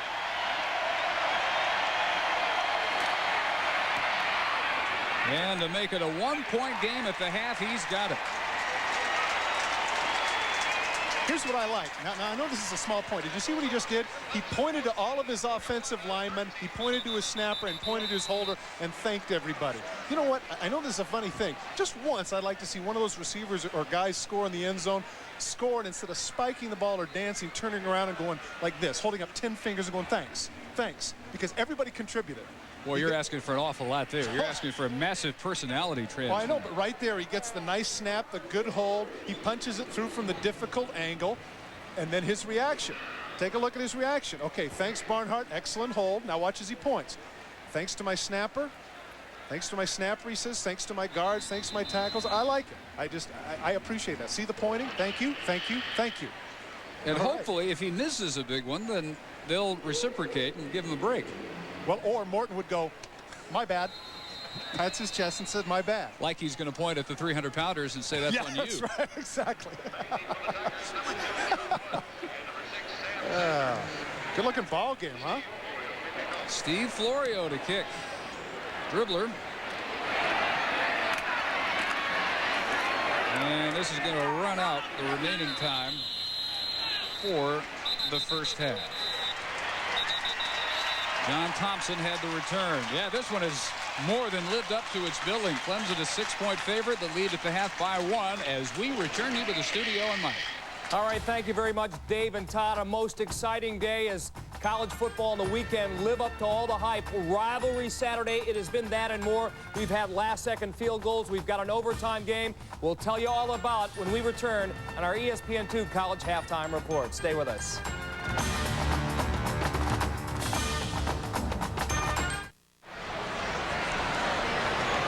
As good as advertised, that first half ending with 14-13 Clemson. Dave Barnett, Todd Christensen, and also as advertised, it's been dominated by the ground game.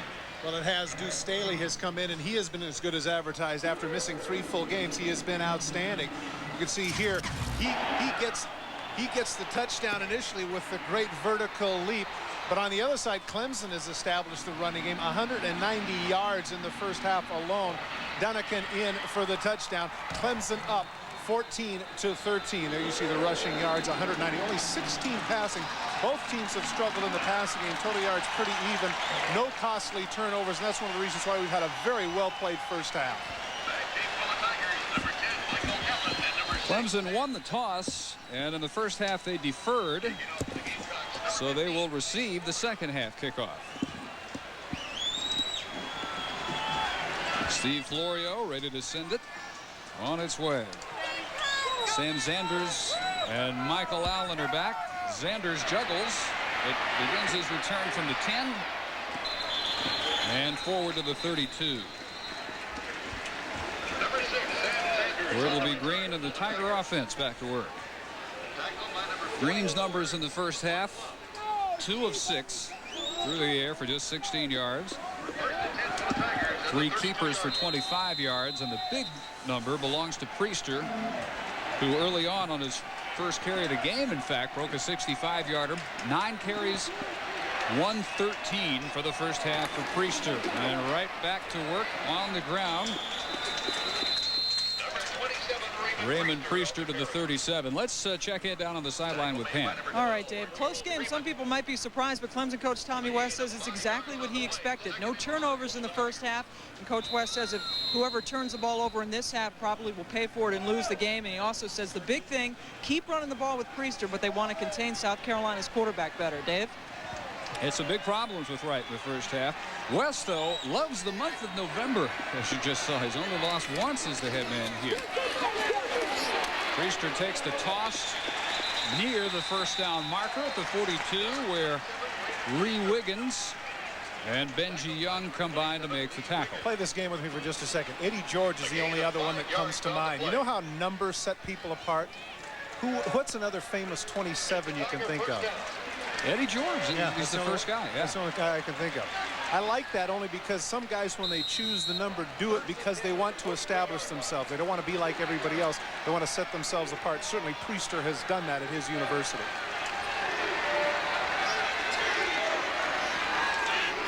The only double 1,000-yard runner in Clemson history, Raymond Priester. Emery Smith, who had their first touchdown carry across the 45. Henry Taylor makes the tackle. Emery Smith back to the number game when he signed on to play at Clemson. Naturally inquired about that number 22. It's kind of a fond number in the Smith family. It was not available. It had already been taken, so he picked number 18. He gets his wish, though. He would love to line up where Daryl Johnston currently does as the blocking back for his brother. Green, he avoids one hit. Now turns up, fires a flutter ball, incomplete. In fact, they're going to get pass interference. A near disaster turns into a penalty against the Gamecock defenders, who are stunned at the turn of events. Terry Cousin, I think, was the guilty party back here, along with Arturo Freeman.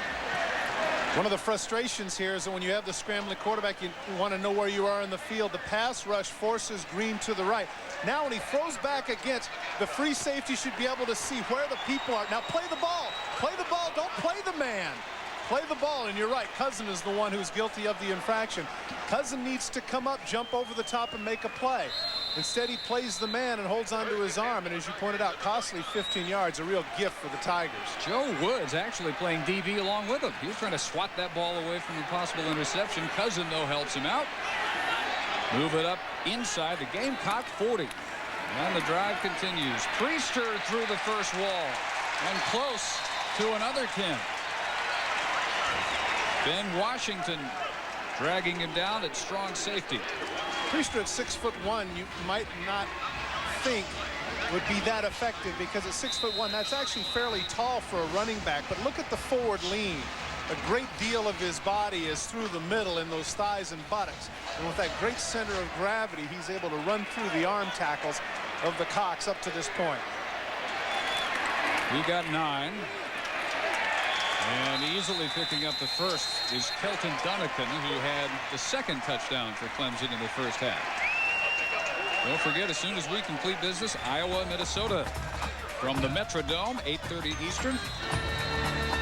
Hayden Fry squaring off against Jim Wacker in what Iowa hopes will be a jumping off point for their postseason. Number 24 ranked Hawkeyes coming in. Good opportunity here for, despite the 3 wide receiver set, this is where the strong safety can be key. Washington for South Carolina now needs to take some chances and go with some blitzes. Put 8 in the box, because you cannot account for the strong safety. And up to this point now, Clemson well over 200 yards rushing. South Carolina is going to have to take some chances to stop the running game of Clemson. Maddox bringing down Priester with actually an assist from Dunnican, the blocking back, who Priester tripped over at the 23. Give him a gain of 3, and it's 2nd and 7. Priester usually is a better second half back. He's got a long way to go to match his first half. He averages 4 per carry first half, 6 yards per carry in the second half. First man through, and Dunnican with a flag down reaches to 19. Marker thrown, though, in the backfield of Clemson. That play has been very effective for Clemson. 2 touchdowns on the play. It's going to come back, of course, because of the holding. You saw the umpire's flag come in. Now this is going to put a little pressure on Green to see if he can deliver in the throwing game. But, you know, if I'm Clemson in this situation, because I've run it so effectively, 2nd down and very long, I'm looking at a draw or something we haven't seen up to this point. Has been a screen pass. 10 yards from the spot of the foul. Repeat 2nd down. Well, we haven't. And we did mention, though, that Green, when he goes to the air, likes the wideouts. About 4 out of every 5 completions goes to a wideout. Carolina, just the opposite. Wright's leading receiver, along with Robinson, is Staley, even with all the time he missed. 2nd and 17 from the 34. Low snap, and Green picks it up. Again evades the rush and floats an interception. Freeman weaves his return to the 27. Bad pass, bad decision all the way. Green was able to get away with one earlier when he threw that absolute quail up in the air, and it turned into an interference. In this case, you're going to see it. He does a great job getting the ball, and a good job by the offensive line keeping people away from him. Good fake right here. But here's where you should throw at the feet of people. Throws across his body, an absolute pop-up. Freeman makes the pick and does a nice job with the run back as he cuts across the field, breaks a couple of tackles. He wants to make the most of it once he's got his hands on the ball, but you pointed it out. Good call. Bad decision on the part of the quarterback, Green. Arturo Freeman's third interception and a penalty marker down and a huddle of the officials, and we might have something after Freeman's interception.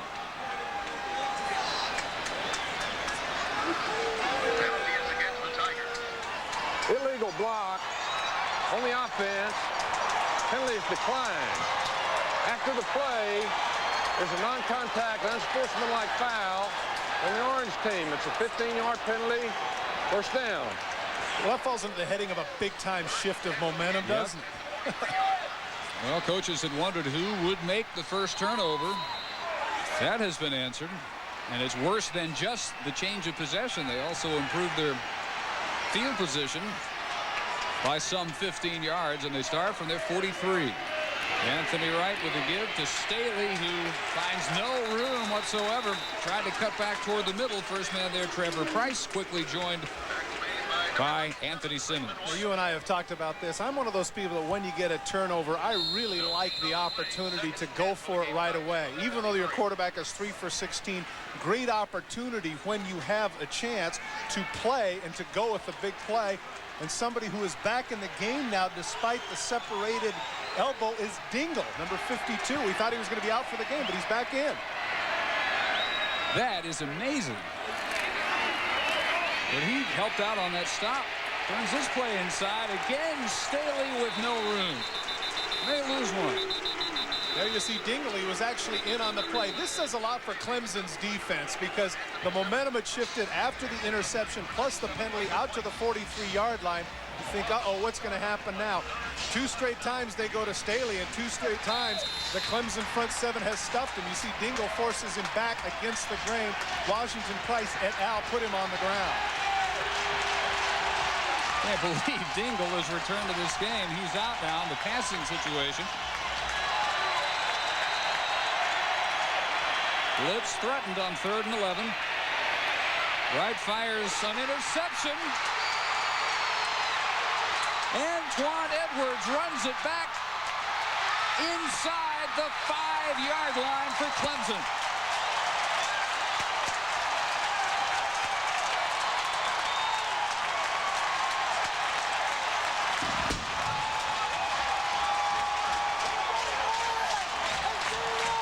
Wright goes with the deep end. He's going to come from the right of your screen, but he's not going to be able to deliver. Once again, costly overthrow right into the hands of Antoine Edwards, who doesn't have anybody up the field. It looks like he might go the distance.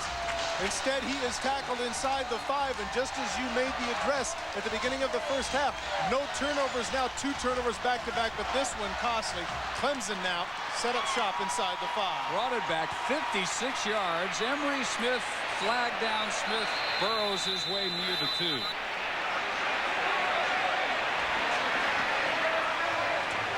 Referee is the one that dropped the flag.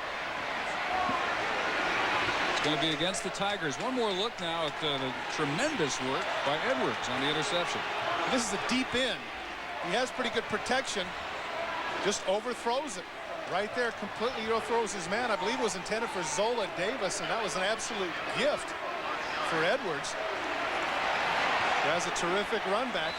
But now, once again, it's funny, not just the physical, but the mental errors. 1st and goal now at the 8-yard line for Clemson. Second interception of the year for Edwards. It was a motion penalty against Clemson. Back now to 1st and goal from just inside the 8. Smith, and they're ready for that play. As you pointed out, they had a lot of success scoring both their touchdowns on the quick inside give in the first half. Smith maybe to the 6 here. Burnham and Hambrick combined for the tackle. You know what the line is. First time you fooled me, shame on me, shame on you. Second time, shame on me. Well, they had 2 touchdowns out of that play. Third time, they said no. To the 6, a gain of 2. 2nd and goal.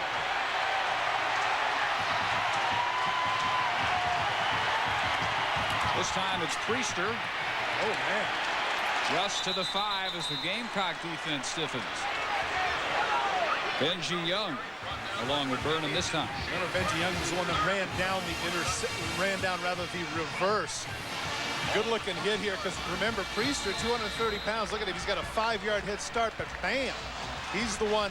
Not only Benji Young, but the man underneath who has assisted on that play, number 52, Shane Burnham, as we pointed out, the son of defensive quarter Wally Burnham, showing that he has a little physicality about him. Fade pattern is going to be over the intended receiver, Kenya Crooks, who was covered anyway. And that is an absolutely huge defensive stand for South Carolina.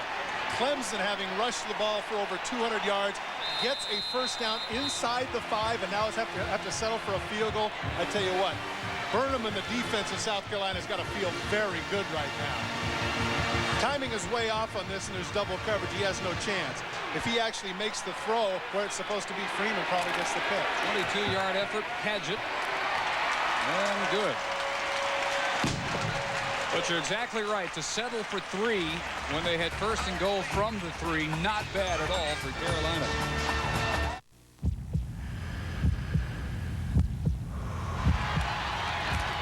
First man through, Dunnigan. Inside the 5, dives, touchdown. Good work by Kelton Dunnigan back in the first half. Tigers, though, after a first and goal from the 3, settled for the field goal. And following the Blue Williams touchback, it will be South Carolina ball from their 20, but they only trail by 4. Could be so much worse. Todd, they've had all kinds of trouble on first down tonight. 11 of their 18 plays on first down have gone for 0 or minus yardage, and Wright has had nothing going through the air. 3 for 17. Most of those 14 incompletions have not even been close. And the last one he served right up to the strong safety for the Edwards interception. 3 wideouts. On the screen, Deuce Staley saw a hole, and boy, did it close in a hurry. Simmons got over there to plug the gap and limit Staley to about 1.5 yards. I'm really impressed with Simmons, and it's certainly understandable why this young man is getting all the accolades. Watch how quickly he gets off the block, right into the hole, and look at the hand strength. I mean, we saw earlier in the game Deuce Staley run through some of those arm tackles, but Simmons is 6'1", 220 pounds. Reminds me an awful lot of a linebacker of Pittsburgh by the name of Greg Lloyd. Similar physical stature, great tackle. More so than Marvin Jones. I think so, yeah. 2nd and 8. Right. They are ready for him. Bumps heads with Andre Carter. The backup for Edwards at strong safety. ESPN2 with the best in college football next week at 12:30 Eastern. The Egg Bowl, the Civil War battle, Mississippi and Mississippi State. And then at 3:30, Marcus Crandall and East Carolina will tackle North Carolina State. All that next weekend on the Deuce. A lot of pressure now, not just on Wright, but on Brad Scott. He's been trying to do some different things, get some different sets, try and confuse Clemson here, but he hasn't been able to do it. And now the onus falls on Wright, who, as we pointed out, 3 for 17 thus far. Shovel pass. This is Jacob Bush, the backup fullback. Breaks 1 tackle, but not the second, and he will fall short of the first down marker. Is this a rhetorical thing to ask? It is. I was just about to debate the idea of whether or not they might go for it. Gets the ball underneath. Strong young man breaks that tackle and breaks the tackle of Simmons, but great support in the secondary. As you pointed out, number 28 Carter comes up to drop him 1 yard short, and they're not taking any chances with the clock running less than 6 minutes remaining in the third quarter. Only down by 4. They're going to kick it away.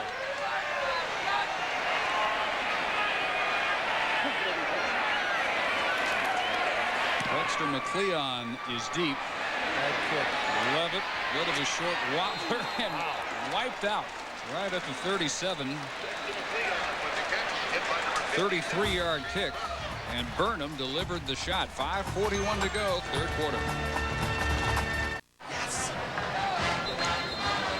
We'll be there Thanksgiving afternoon here for San Diego State. For the time being, though, Clemson working on a 4-point lead. They're trying to finish off their first perfect home season in 6 years. 5-0 in Death Valley and up 17-13 with a first down at their 37.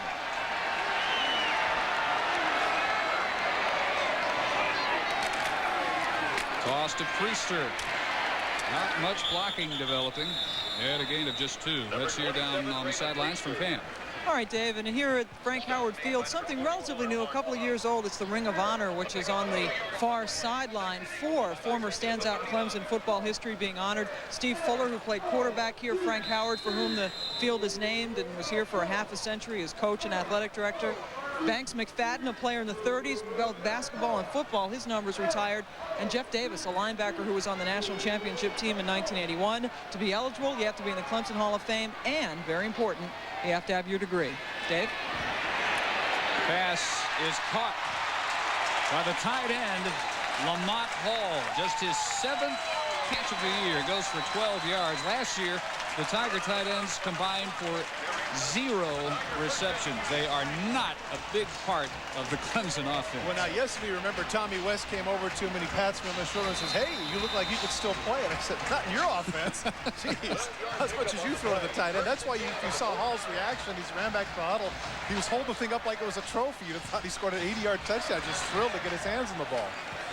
Last time the tight end caught a touchdown pass here, Danny Ford was still the coach, for crying out loud. That carry by Dunnican. Short yardage to the studio, Mike Annenberg. Well, Dave and Todd, Arizona State not about to stub his toe like Ohio State did earlier today. Jake Plummer, 21 yards, 27 yards to Keith Poole. Sun Devils lead by 14 for Plummer. Career touchdown pass number 63. How do you think the Rose Bowl folks feel right about now? Can't be very happy with Ohio State. But then again, Arizona State's got to like their chances. They've got to figure that, hey, well, we'll get into the scenario a little bit later. Green goes through traffic and is not able to squeeze through the sack. Looked for a second as if he might be wrapped up by Michael Maddox and Maynard Caldwell. Here's coming back to good pass rush from the side. Actually getting knocked down right there. You can see Caldwell comes from the outside. He was actually on the ground. What's amazing is Green is still on his feet before he is finally dropped. Getting back to the scenario that you pointed out earlier, I think what Arizona State is rooting for now is that the winner of Florida State gets beat by Nebraska, and then if they beat Ohio State, they're the national champs. They have to. That's, I think, the only formula that will work for them. Green on a roll on a 3rd and 13, hangs it up deep and incomplete. Intended for Mal Lawyer. Once again, a good-looking defensive stand by South Carolina, forcing the punt near midfield.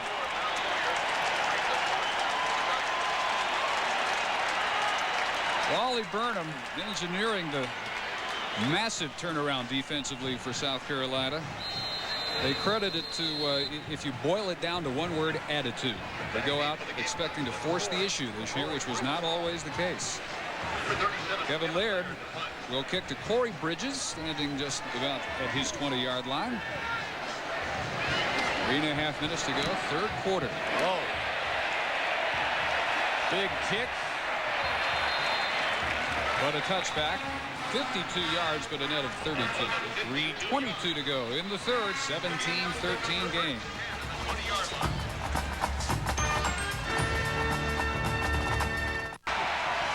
First and 10 for South Carolina from their 20-yard line. They trail 17-13. And Wright has a strike. First catch by Marcus Robinson, their big play specialist. McCleon there to drive him out. Do you think that Brad Scott went over there and said, all right, here's what we're going to do. Go out at 6 yards, take 3 steps, throw it. Let's get some confidence for Wright. I mean, let's just get a completion. Simplify. 4 yards, 5, I don't care. Let's just see if we can get a completion, get this young man some confidence. 14 total yards since halftime. Cutback run, Staley, and he's tripped up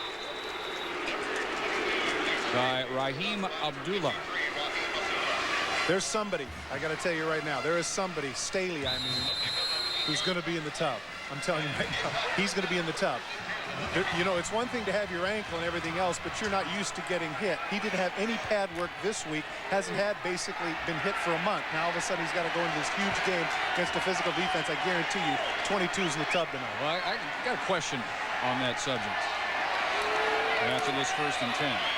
That again looked short sideline, but the pattern goes deep and it's incomplete. They had that set up by the short pass to Robinson, but they didn't fool Andre Carter this time. Now, in a game like this where you're operating on so much adrenaline, how long does it take afterwards for that to wear off and for you to really start to feel all the aches and pains? Well, when you're 21 years of age, maybe you don't get hurt. I don't know. I'm guessing that in his case, though, it's probably a situation where a good 3-4 hours after the game, when he's calmed down a little bit, that's when the pain sets in.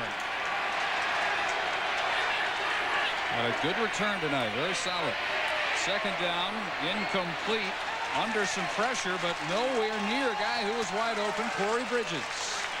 They got what they want in the secondary. They got the coverages they want, and they have decent protection. Yes, there was somebody in his face, but certainly that's the ball that Wright needs to deliver. You see the quarterback comparison there. Neither guy terribly effective in terms of throwing the ball. It has not been an aerial circus, to say the least. 3rd and 10.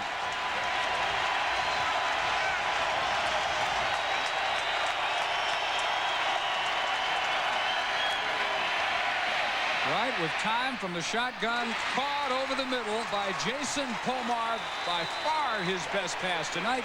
Good for 16 yards and a first. Dave, you hit it on the nose. This is a difficult throw. Got the deep end, got to get over the head of a linebacker. This is the one that was intercepted last time. He waits on Pomar. He gets across the middle. Boy, you're right. That was a terrific throw, right on the money.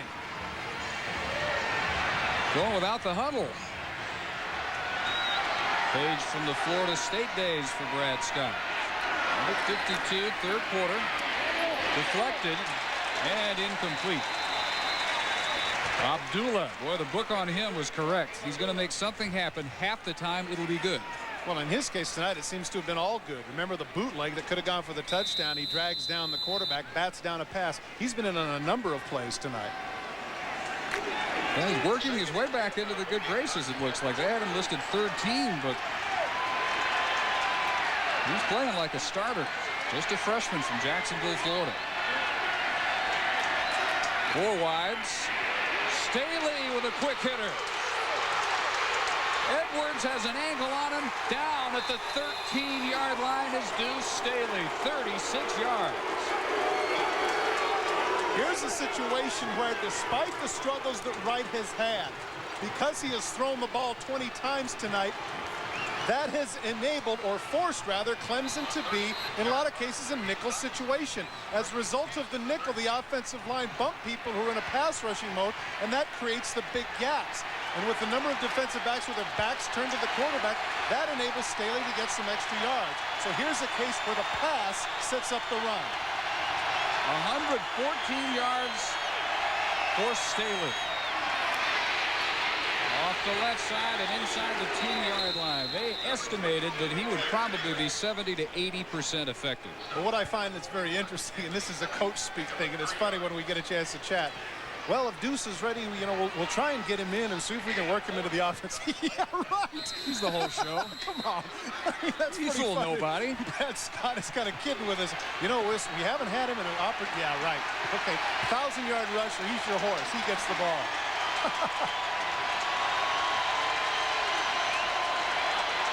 Gain of 4 to the 9. 4 wides.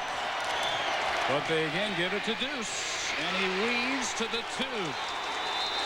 Should be 1st and goal, Carolina. I tell you what, that offensive line is starting to push those orange shirts back, and Tommy West doesn't like it. Jamar Nesbitt, Travis Whitfield, and Paul Beckwith here create the hole. Cutting back against the grain once again, the over pursuit. Staley doing a nice job showing excellent vision, finding the gaps between the tackles. 700-yard games this year and 9 in 20 career efforts. He's a senior, but just his 2nd and final year in the Carolina program. I was about to mention, too, in that game, there's a 99-yard gain. So, really, you know, for all intents and purposes, averaging well over 100 per game. 1st and goal, 22 seconds, 3rd quarter. Now, here's a situation where if he wants, he can let the quarter run out and go over and talk it over with his coach. Because the clock is going to start now. And it's well behind the 25-second clock. So he has an opportunity, but evidently He doesn't feel like he needs to go over and chat with the coach.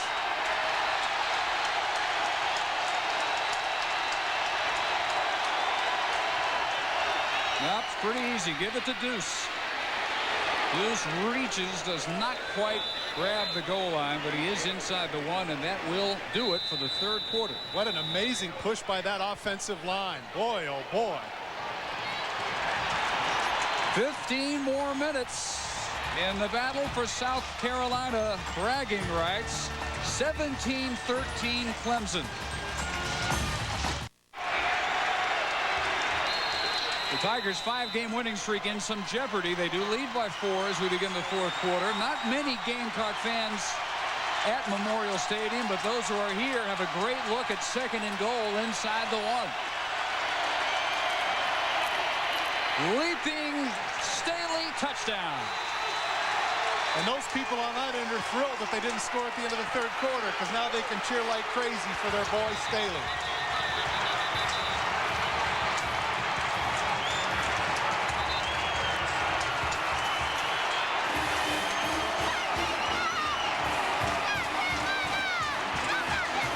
Clemson knew what was coming. Here comes the jump, and take a look at how close it is. They take a good job. Does it? Whoa, he takes off from the 3. Now he just gets the ball over. I'll tell you what, good charge by the offense. Really both lines in that case. But the vertical leap of Staley was able to get him over the top. Extra point by Courtney Levitt. He's good. Deuce on the deuce. Looks like an Emmy winner. Having a terrific game, and he's got to feel very good about himself, because you come into it after missing 3 weeks with an injury against a highly ranked team like Clemson that's been playing some outstanding defense, and to be as effective as he has been tonight, that young man's got to be thrilled. And animated. Just to continue our discussion from a moment ago, I think he's feeling no pain whatsoever. He has taken a beating, to be sure. Well, no surprise, the key play of the drive is his big run. 2nd and 10 after throwing 3 straight times. Staley bursts up the middle. Great job of the right side of the offensive line. Even though he's a little gimpy, might not have the same speed, makes the cutback and sets up South Carolina in good situation with the 1st and goal. That was the key play of the drive for the South Carolina Gamecocks.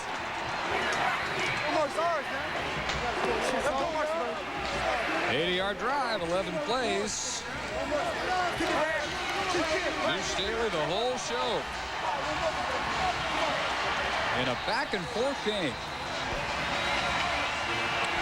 Second lead tonight by the Gamecocks. Florio's kick. Returned from the 4 by Allen. Michael Allen. Nicely done to the 32, 28 yards on the return. Let's hear from the studio and Mike. Guys, with all the talk about Jake Plummer and Keith Poole, Arizona State's hottest player in the last month, running back Terry Battle, he scores from a yard out here. That is 13 in the last 5 games, his 3rd of the evening. Arizona State by 3 touchdowns. Now I'd be interested when we come back and talk a little bit more about Arizona State, Mike Adamley's opinion as well as yours, Dave. I'm thinking that Arizona State has a legitimate concern about whether or not they could be number 1. A team that spanked Florida by 40, they beat 19-0. You got a case, yep. Priester, no gain. Fired up Shane Burnham from middle linebacker.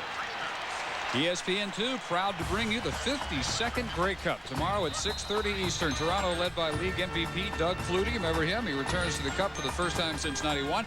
Montreal making its 19th Grey Cup appearance. Counters with receiver Darren Flutie. It's the CFL's best. Only on the Deuce tomorrow at 6:30.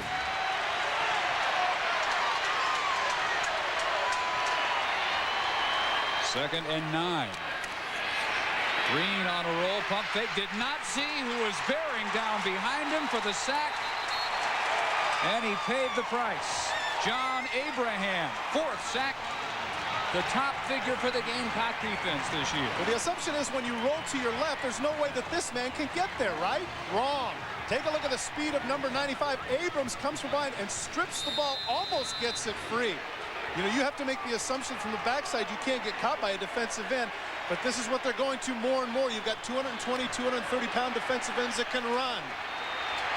That describes Abraham, true freshman from Timmonsville, South Carolina. Almost stripped the ball from Green. Loss of 3. Shotgun on 3rd and 12 to the side. And Crooks makes the catch, and he's going to have the first down. Wow.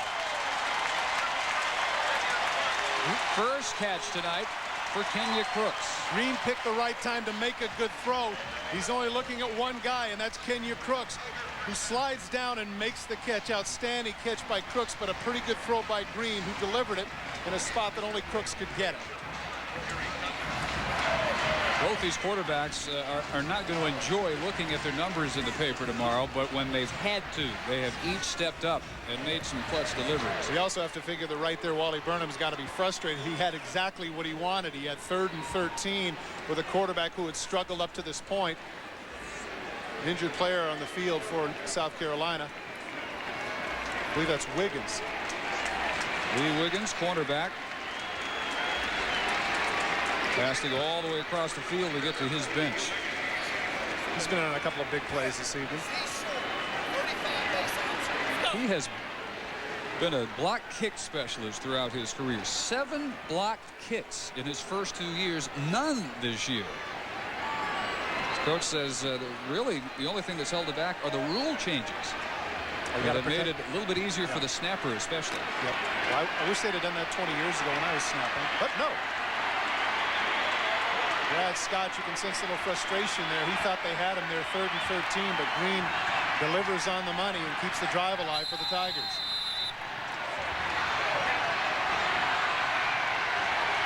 No tight end, 3 wide receivers. High formation, option pitch, Priester. Run out after maybe a yard. South Carolina has defensed that option very well this evening. They go with the 2 wide receivers to the right, anticipating they could go weak side, but they cannot. The pursuit of South Carolina outstanding. You know, with both these quarterbacks, as opposed to most of the time we've seen the option run this year, it is a true option, and you actually have to consider the threat of the quarterback keeping, which seems to be less and less the case when they run the option around college football. The running and effectiveness, though, for both quarterbacks has been from the pocket. Off the play fake, Green got a step around trouble. Now running for his life. All that for a gain of 1 yard. Run down by the ultra-quick linebacker, Benji Young. Well, Benji Young is able to pursue him, but Burnham, among others, should have had the play. Play action fake. Now he's going to roll to his right. Right there, he's able to make the juke. He's able to get away from Burnham. In fact, he's going to get away from Burnham twice. Now Burnham gets up. I can get him. No, he misses him twice. Now Green comes back, and as you pointed out, great speed on the part of number 49, Benji Young, to drop him down. Now once again for Clemson, 3rd and long. 3rd and 8. Green was on target last time. Hurried again. Down at the 35, and Burnham didn't miss this time. 3rd time's the charm. First 2 times he couldn't get him. Now the 3rd time he finally is able to drop him. And the question I have to be asking here on this particular drive, what happened to Raymond Priester?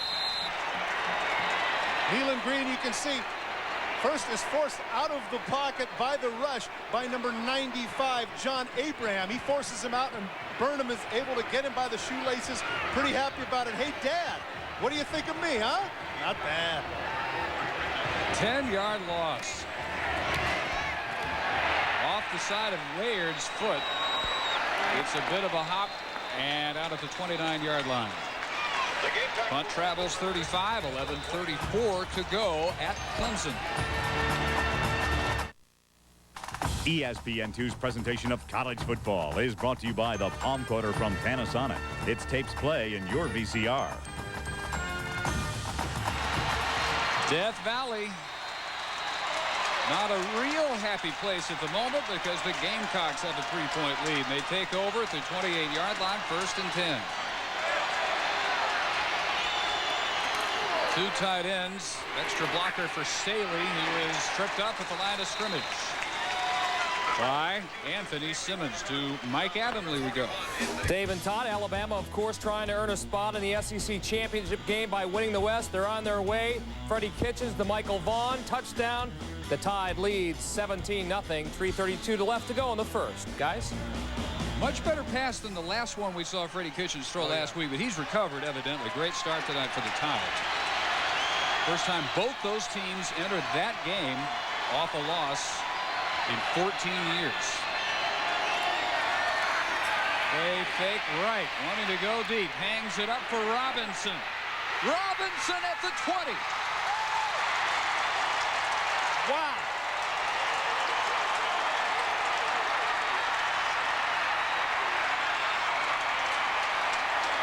This ball is nearly 60 yards in the air. Is it just me, or does it seem like it's in the air for a long time on this post? 1001, 1002, 1003, 1004. Slow motion, Todd. Oh, I know. I just enjoy it, man. Take a look at that. 6'4", 209 pounds. This is the advantage that you have with a big body. The coverage isn't that bad. In fact, you could argue that it might have been interference on the part of Peter Ford, but at 6'4", 209, big man is able to separate himself from the defender and make the big catch. 47-yarder. Hambrick run out at the 3. 19 for number 19. Giving Staley a breather. Gamecocks look to add to a 3-point lead. Once again, the offensive line of South Carolina assertive. Simmons just is right in the hole, but he can't make the play, and the result is Hambrick is able to cut to the outside. And as you pointed out, big man gives them up opportunity to change things up. 220-pounder, he can run through some people. First down and goal to go. Hambrick, only man in the backfield, takes the give straight up the middle and turned away just as he noses toward the goal line by Trevor Price. You know, you're the one that called it earlier in the game. You mentioned the fact that his percentage may not be good. We're talking about right here. But when he does deliver, he can deliver some beauties. That was close to 60 yards in the air, and it was right on the money. Robinson is the great target for the deep ball, too. He hadn't caught that many. 19 catches coming in, but 24 yards per catch. Well, that'll certainly help his average per catch, too, won't it? About double it. Wright's numbers not that impressive, but he's got him in position to pull a fairly big upset. Second down and goal from the 1. Hambrick, touchdown.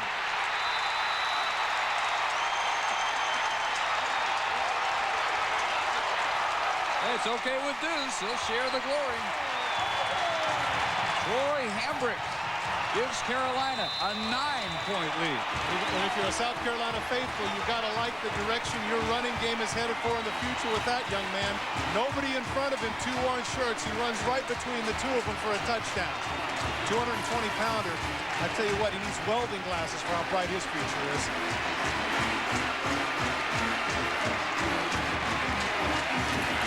Love it. For a 10-point lead. Boy, that's a bright future. It is indeed. Deuce Staley full of thanks. It's 27-17 Gamecocks. On that Carolina sideline, they smell the upset. Long way to go, though. Better than 9 minutes. 27-17, the largest lead for either team tonight. One of the things that you and I talked about, despite the fact that Carolina had lost the last 2 weeks, playing against Tennessee and Florida certainly had to gird them up. They're used to going against a high level of athlete. They're really poised to do as well as they're doing this evening, and boy, that's a big mistake there, giving them some field position by kicking the ball out of bounds. They had been using Florida to kick off. That time it was Levitt. As the ankle of Deuce Staley, most prized body part in Columbia at the moment, getting some work. Here's the key play of the drive. Take a look, play action. Sits back, rocks, waits, and then throw. Look at that. Look at that. Nearly 60 yards in the air. Marcus Robinson makes the catch, stumbles forward. Huge play for Carolina, and certainly the key play of that drive. So the Tigers from their 35 down 10. Green throws that one into the grass in front of Smith. Excellent job by the Carolina defense as we take a look at the second half possessions. They went with the double screen. They were not fooled. They have not thrown a screen pass tonight, and South Carolina is waiting on it. Interception, field goal, and 2 punts. Carolina's really, I almost said risen to the occasion. I'm glad I did. Played real good in the second half. Been on a cliche roll. Oh, come on. Outgained by the Gamecocks in the second half, 159 to 46. Nice adjustments by that man, Wally Burnham, at halftime. 2nd and 10. Green overthrows. Kenya Cooks. It'll be 3rd and 10. Let's go down to Pam.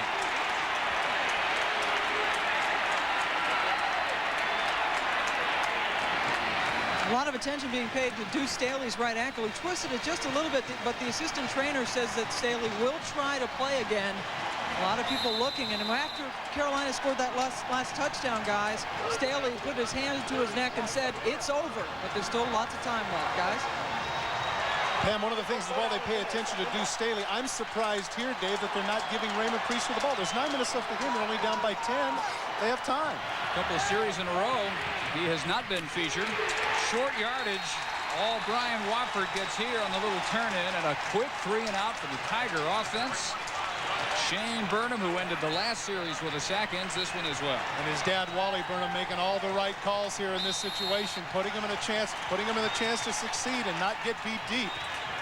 That man has made, in the chess game, has made all the right moves thus far in the second half for the Gamecocks.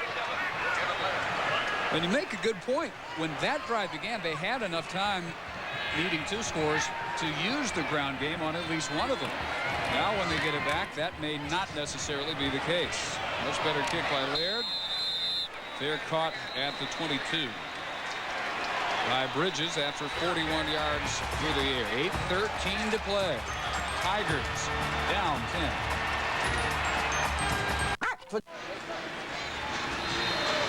Death Valley, 27-17 Carolina. Dave Barnett, Todd, Jay Christensen, and Pam Ward.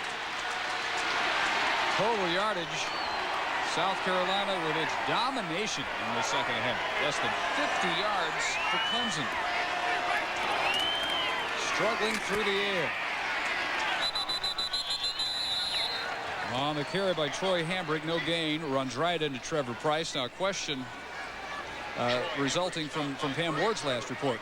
She said Deuce Staley, when Hambrick scored the touchdown, turned around and said, it's over. Boy, he's smoking in more ways than one. If they play like that, if they play like it's over with this much time remaining, they may be in for a shot. Well, inevitably what happens is that you think you're up 10 points, about 7.5 minutes remaining here in the game. You can do that. You can see that Wright is taking his time, trying to bleed all the time off the clock that he can. It's too early for that. Faked it to Hambrick and fires that one in the general area of Trevon Matthews. I'm surprised there only because of the fact that I'm saying that if I'm up like this and the way they've been running the ball, I'm going to run the ball 3 times, and even if we don't get the first down, I'm going to at least take off a 1.5 minutes or a 1:40 in the game as Trevor Price is injured on the play. They don't want more than a play or 2 without him. Now Trevor Price, if you recall, early in the game in the very first series had 1.5 sacks and looked like a house of fire. Since then, we haven't called his name that often. Look at him as their next Chester McLaughlin or Bridge Perry. He'll be back for 1 more year after transferring from Michigan. 3rd and 9. Draw, and it's Hambrick in the clear. 1 man chasing him from behind. Good decision right there. Great cut. Touchdown. 75 yards. And it may very well be over.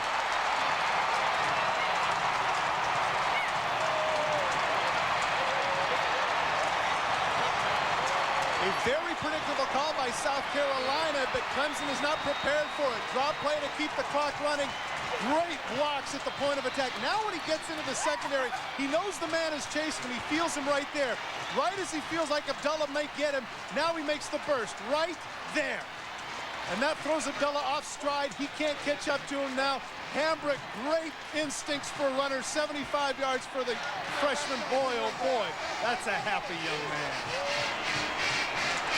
It might be over. Levitt for the point. 34-17 Carolina. Take a look at the blocks by the South Carolina offensive line. They have been opening the holes all night for the tailbacks. Did you see that gap right there in the middle? Good blocking downfield at the point of attack. Now Abdullah tries to chase him down. Hambrick might take a little grief for this in the films. But you say, wait a minute, that outside backer was catching. No, I knew he was there. I was teasing with him. And right there, I'm coasting him with the Superman jump. Troy Hambrick now 128 yards on 11 carries. And then he backs up Deuce Staley 129 yards on 20 carries. 1-2 tandem, one of the best. Offensive coordinator John Eason all smiles, as well he should be, and Hambrick getting all the congratulations that he deserves. A little quieter on Tommy West's finish.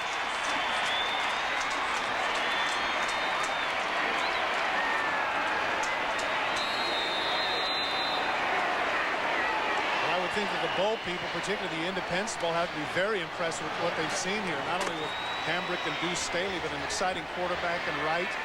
Robinson, exciting wide receiver, and of course the defense.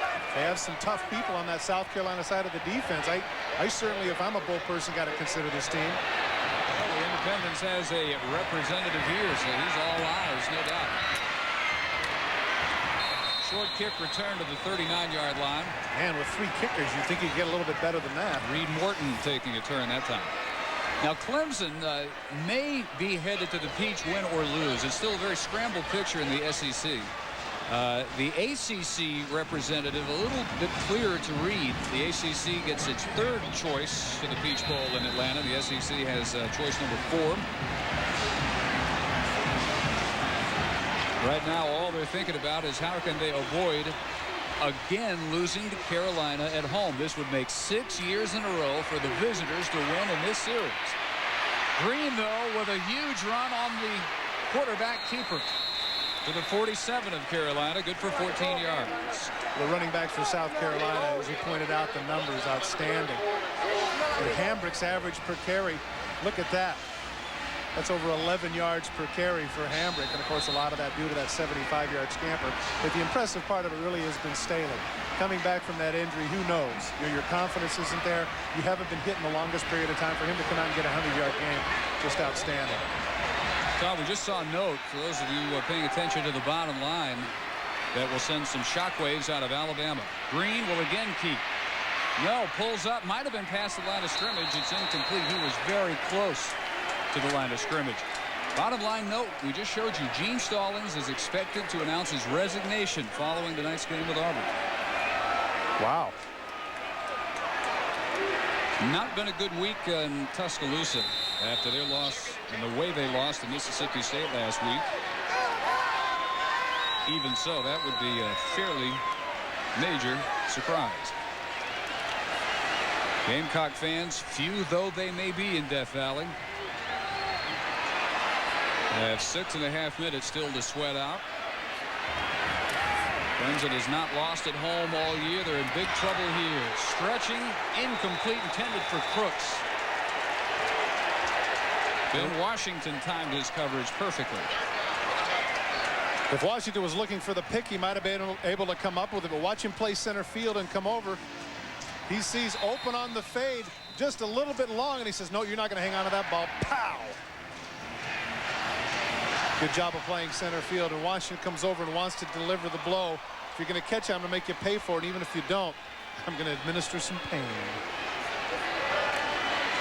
3rd and 10. Carolina 40% converting 3rd downs, and they will use their first timeout of the second half. Running out of time, down by 17, 6.5 to play.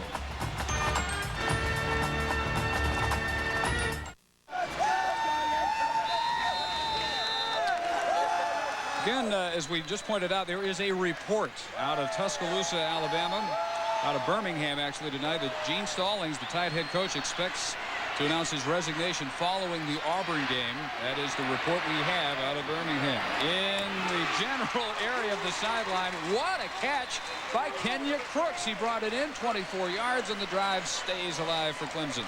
Short corner in between the zones. You can see he's going to follow his man underneath, get behind the corner. You can see the zone. There's the dead spot right there. Green able to find it. Crooks reach backs and makes a nice catch. Takes another punishing hit from Washington, but he's able to hang on. Last 2 years in this rivalry, the team that's controlled the fourth has controlled the scoreboard. Last year it was 17 all headed to the fourth quarter. Clemson had 21 unanswered points and won it 38-17. They hope for a repeat performance here. Priester takes the swing pass out of bounds near the 10. Good for 14 more yards. A name we haven't called very often here in the fourth quarter. Their main man, as we pointed out, had rushed for an awful lot of yards in the first half. But then for some reason in the third and fourth quarters, he was not utilized. Of course, now down 17, they're going to have to throw the ball. But, you know, one of those things that I'm sure the offensive people of Clemson will second guess themselves when they take a look at the films tomorrow.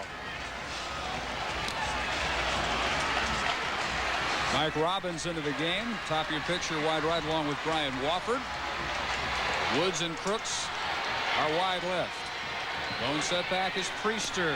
Shovel pass. Read well by Benji Young. No gain.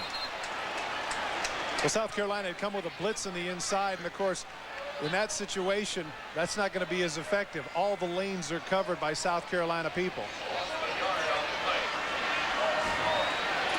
There's a young man that has had an outstanding night tonight. You just saw Benji Young, sideline to sideline. He's been ranging, making some plays.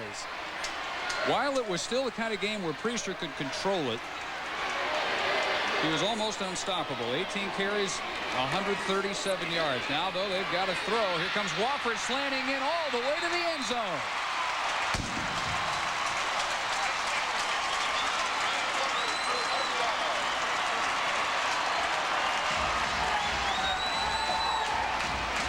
This is a play that they utilized on third down to little effectiveness. This time coming across underneath. South Carolina people are not as quick to come up. Good block there you saw by number 75, Glenn Roundtree. And that opens the gates for the touchdown. Pagic's extra point is good. Wofford, a true freshman from Spartanburg. What a sprint career he had in high school there. Two-time 400-meter state champion in South Carolina. And twice a member of the football state championship team. And 11 catches coming into this game. ESPN News, the newest member of the ESPN family, is television's most comprehensive sports news service with up-to-the-minute reports on all the breaking news from the world of sports. Call your cable operator or satellite provider to get ESPN News in your home today. Well, Dave, with 5:19 remaining in the game, I would have to think that this is onside kick time. Got to be. You got to have 2 more possessions.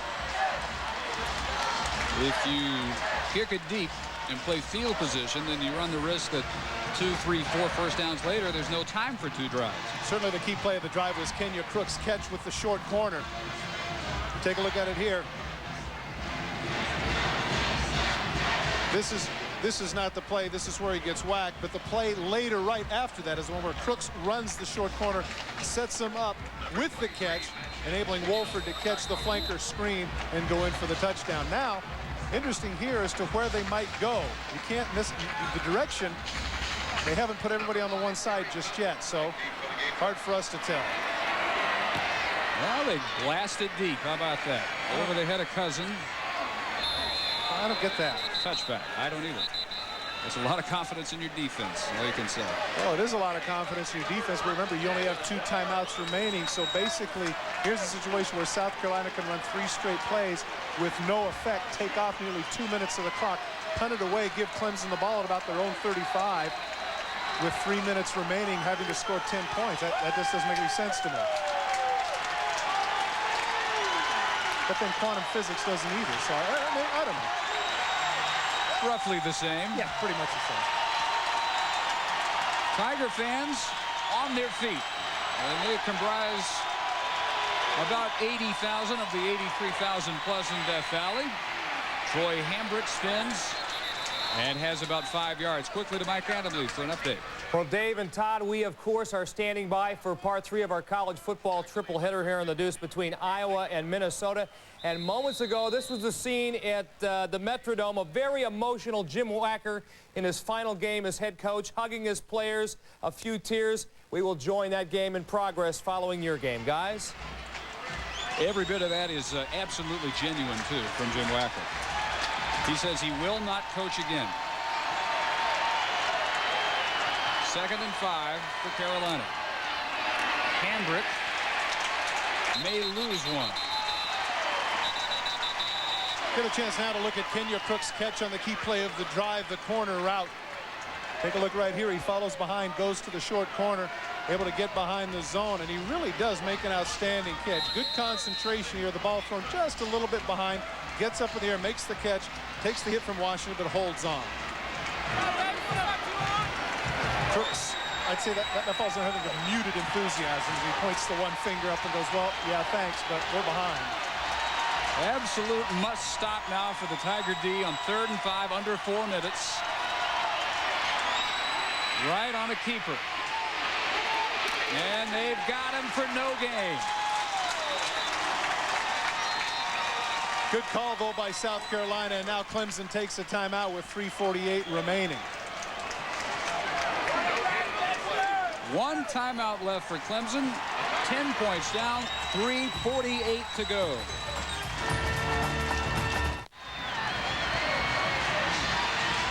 Courtney Levitt will kick, and you know the Tigers are going to bring some heat. Well, you thought they would. I thought they would.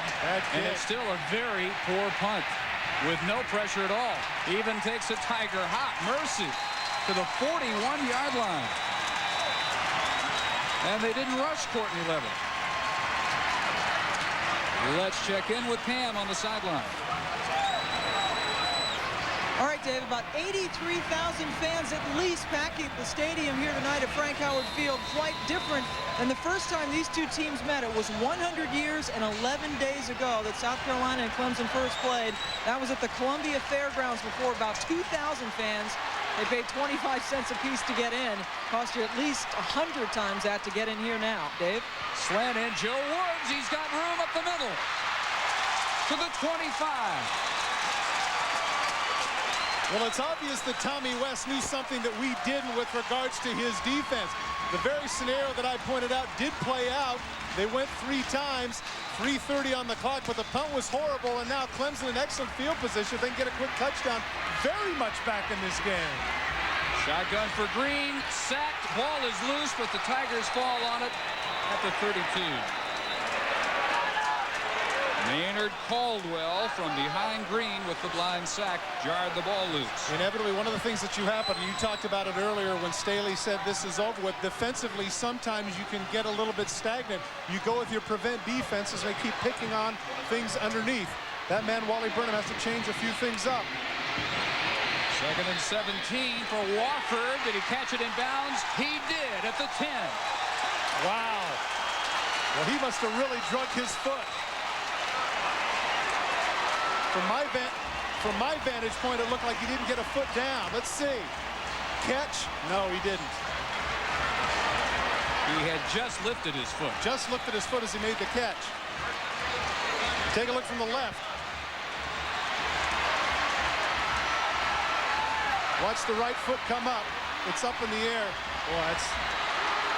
Clemson gets a break. That is now 1st and goal, Clemson. Green. Lots of time. Now it breaks down. He spots somebody open at the 10. It's Priester. Touchdown.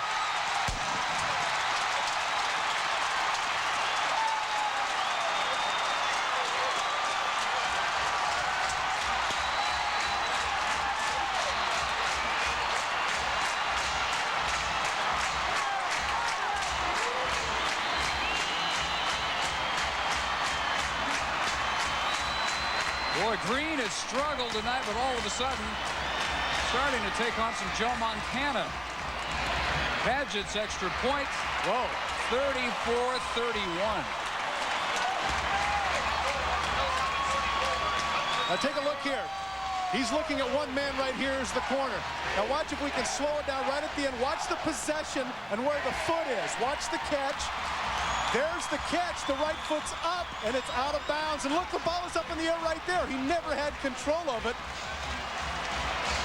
But the official gave him a completion, and the result here is Nealon Green doing what he does best. He buys time. He avoids the sack, scrambles around, puts pressure on the secondary, gets the ball to Priester, who is not accounted for, and the 230-pounder just bowls his way into the end zone.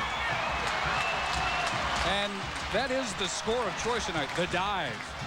Well, now we're looking at a situation where Clemson has one timeout, 2:47 remaining. You know here that they're going to kick it deep. They don't have a reason to kick it onside because of the way their defense has reacted. South Carolina now has to gird themselves up offensively. And now when Deuce Staley said it was over, I'm beginning to think it was over for him because we haven't seen him since. Hambrick has been in every series. Be interesting to see now if they go with Staley, because here's a great opportunity for Clemson to not just kick it into the end zone, but kick it deep. South Carolina has their hands teamed up, and the gap from the 45 back to the receiver is a big one. Clemson can put themselves in some excellent field position here if he doesn't kick it all the way into the end zone. He pops it up. That's a good decision. Terry Cousin under it at the 20. Return to the 28. 2:43 to go. The Tiger defense needing another 3 and out. They have 1 timeout left. Brad Scott, coach slash, even though he's not technically the offensive coordinator, you have to know that he's going to be making all the calls. Key play of the drive, of course, is this corner. We're giving it to you ad nauseum for a reason, not just because of the right foot that comes up, but at the end of the play, whether or not he completely had possession. The right foot is up in the air when he makes the catch, and there's the ball right there. It's out. But the official, as you see, was looking at the spot on the field and didn't see him juggle it. But regardless, that's not a completion. Right. Break that shouldn't have been, but the Tigers use it to get within 3. Hambrick remains the tailback. Struggles for maybe 2. Raheem Abdullah, who's had a big night. With the tackle. Now, you've got to think that this is the biggest drive of the year for South Carolina. And who do you want the ball? Whose hands do you want it in? Deuce Staley. He's now checked in. Yeah, okay. 1 timeout left with 2:15 and counting. Just saw him. Deuce Staley in the game at tailback. Sat out a couple of series. Under 2 minutes. Toss to Deuce. Left side is empty. And he loses a yard. Abdullah ranging sideline to sideline for another tackle. Quickly to the studio and Mike. The game between Iowa and Minnesota underway. Dave and Todd. Minnesota trying to win one for Coach Wacker, getting some help from Iowa. Brian Hurley misses this field goal attempt from 49 yards. It's still 0-0 early on. Guys? I'm not sure that Clemson shouldn't have taken a timeout right there because it took at least a good 8 seconds to get back there, and now with 15 seconds left, if Wright is smart, he's going to bleed as much time as he can off here. He needs to go with the running play, force Clemson to call the timeout. Play clock at 3 as he gets the snap. Draw, Staley, only to the 34. And now the timeout with 1:07 to go. Now here's where the pressure lies. Levitt last time had an absolutely atrocious punt. He really needs here to at least get a 35, 40-yard punt to put Clemson back to where they have to struggle to get into field goal position with no timeouts remaining. Now, this question for you. The hockey equivalent of this would be pulling the goalie. Why do you so seldom see 11 on the line, no deep back? There's no way they can block 11 and go all out to block the punt. Well, certainly in this situation, I would concur with you if for whatever reason is that Levitt has struggled as mightily as he had. As you pointed out, as you saw right there in the graphic, his last punt was 17 yards. Certainly, you think that you're going to rush and put a little pressure on and maybe shank it. And if he does shank it, of course, don't worry about the 5 or 10-yard roll. It's not as if he's going to kick it into a run that's going to roll 40 yards. But that, in answer to your question, is the reason why. Well, I knew there had to be an answer.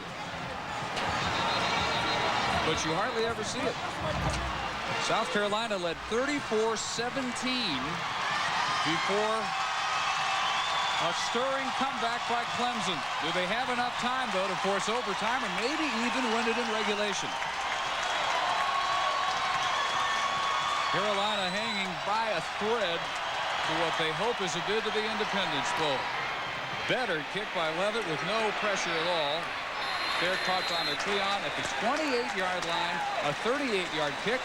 A 1:01 remaining on the clock for the Tiger offense, which is out of timeout. And Clemson basically here needs to get 42 yards to get into field goal position. As you pointed out, the kicker for Clemson, his longest is 48. That would get him to the 30-yard line for a 47-yard kick.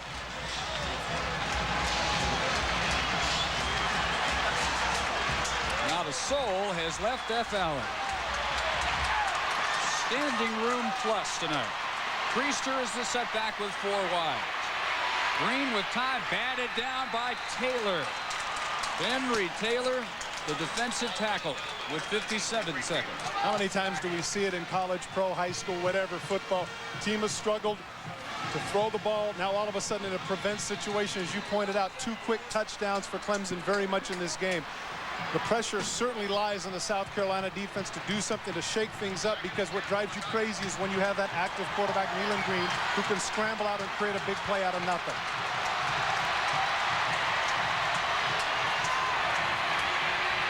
Steps away from the pressure, decides to fire.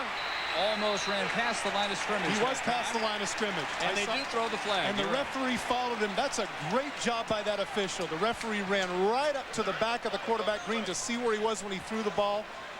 That's a great hustle on the part of the official. He was close one other time tonight. They didn't call it. And I thought they wouldn't call it here, but at the last second, the flag did come down.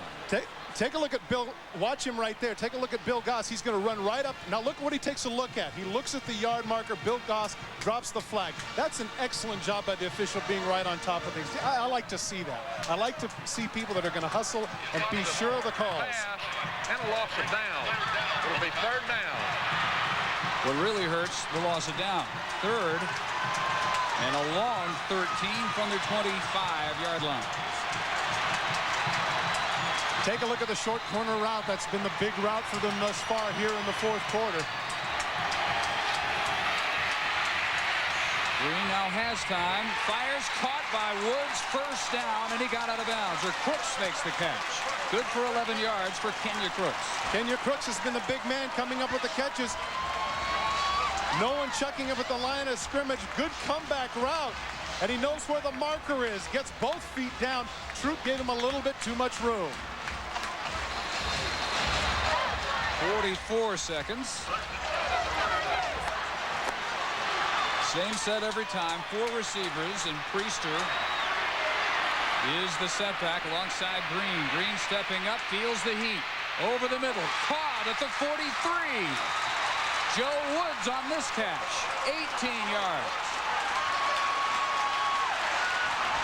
Paget getting ready perhaps to send this one to overtime.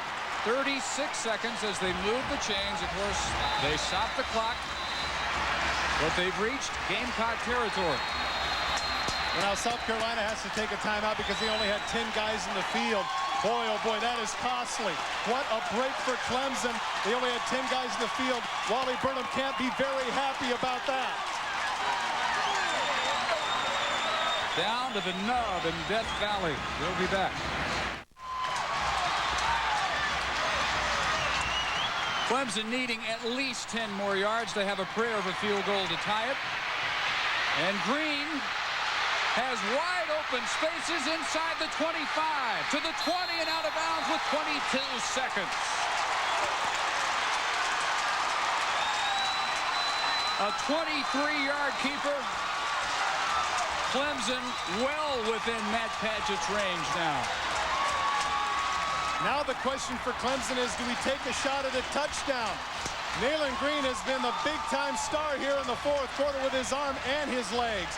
All of the white shirts on the other side of the field. Green able to cut against the grain now at the 20-yard line with 22 seconds left. What to do?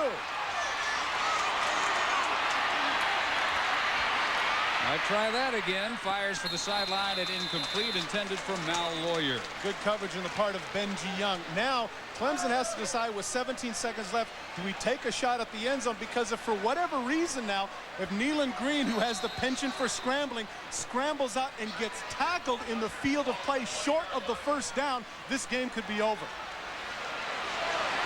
Then Paget might not have time to run on the field and attempt one. If they don't make another yard, it's a 37-yarder. And His best of his career was in the last game against the Wolfpack, 48 yards. Also a great opportunity for a blitz here if they can get a sack. Late blitz. Green fires over the middle, incomplete with 11 seconds.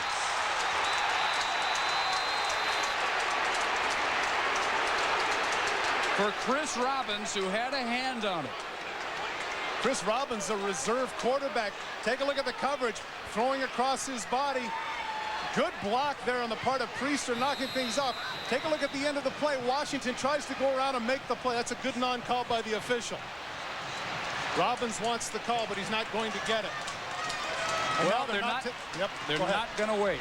Field goal unit comes on for Clemson, and it will be Paget to try to send it to overtime from 37 yards. But first of all, the Gamecocks will ice him with a timeout. Boy, you know what? That's a bad decision, and here's why. They had 6 seconds remaining on the play clock. There's no way that they could have got that field goal off in that period of time. South Carolina should have just let it happen because people run out of the field. They made a late decision with regards to the field goal. That would have pushed them back to 42. The people on the field and Wally Burnham should have been cognizant of that. They gave Clemson a big break. Matt Paget is a freshman.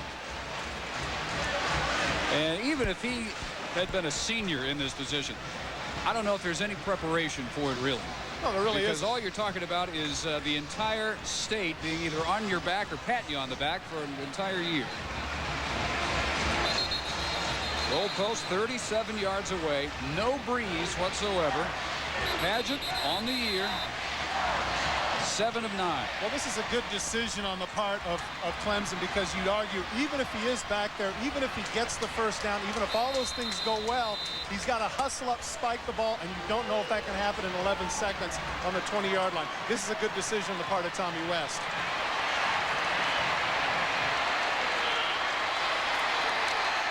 For overtime, no good. Hooked it.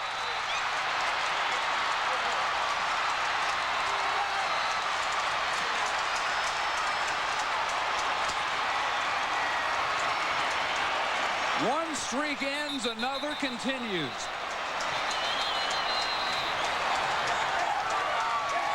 For Clemson, it's going to be the end of their 5-game winning streak, and in the series, 6 wins in a row by the visiting team.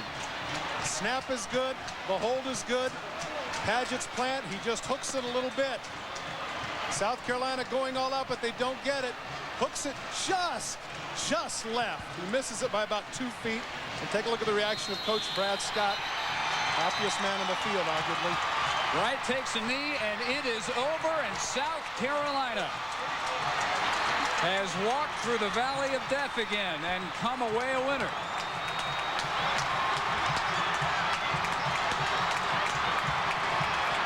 So for Todd Christensen and Pam Ward, Dave Barnett saying so long from Clemson with the final score again. South Carolina wins it 34-31.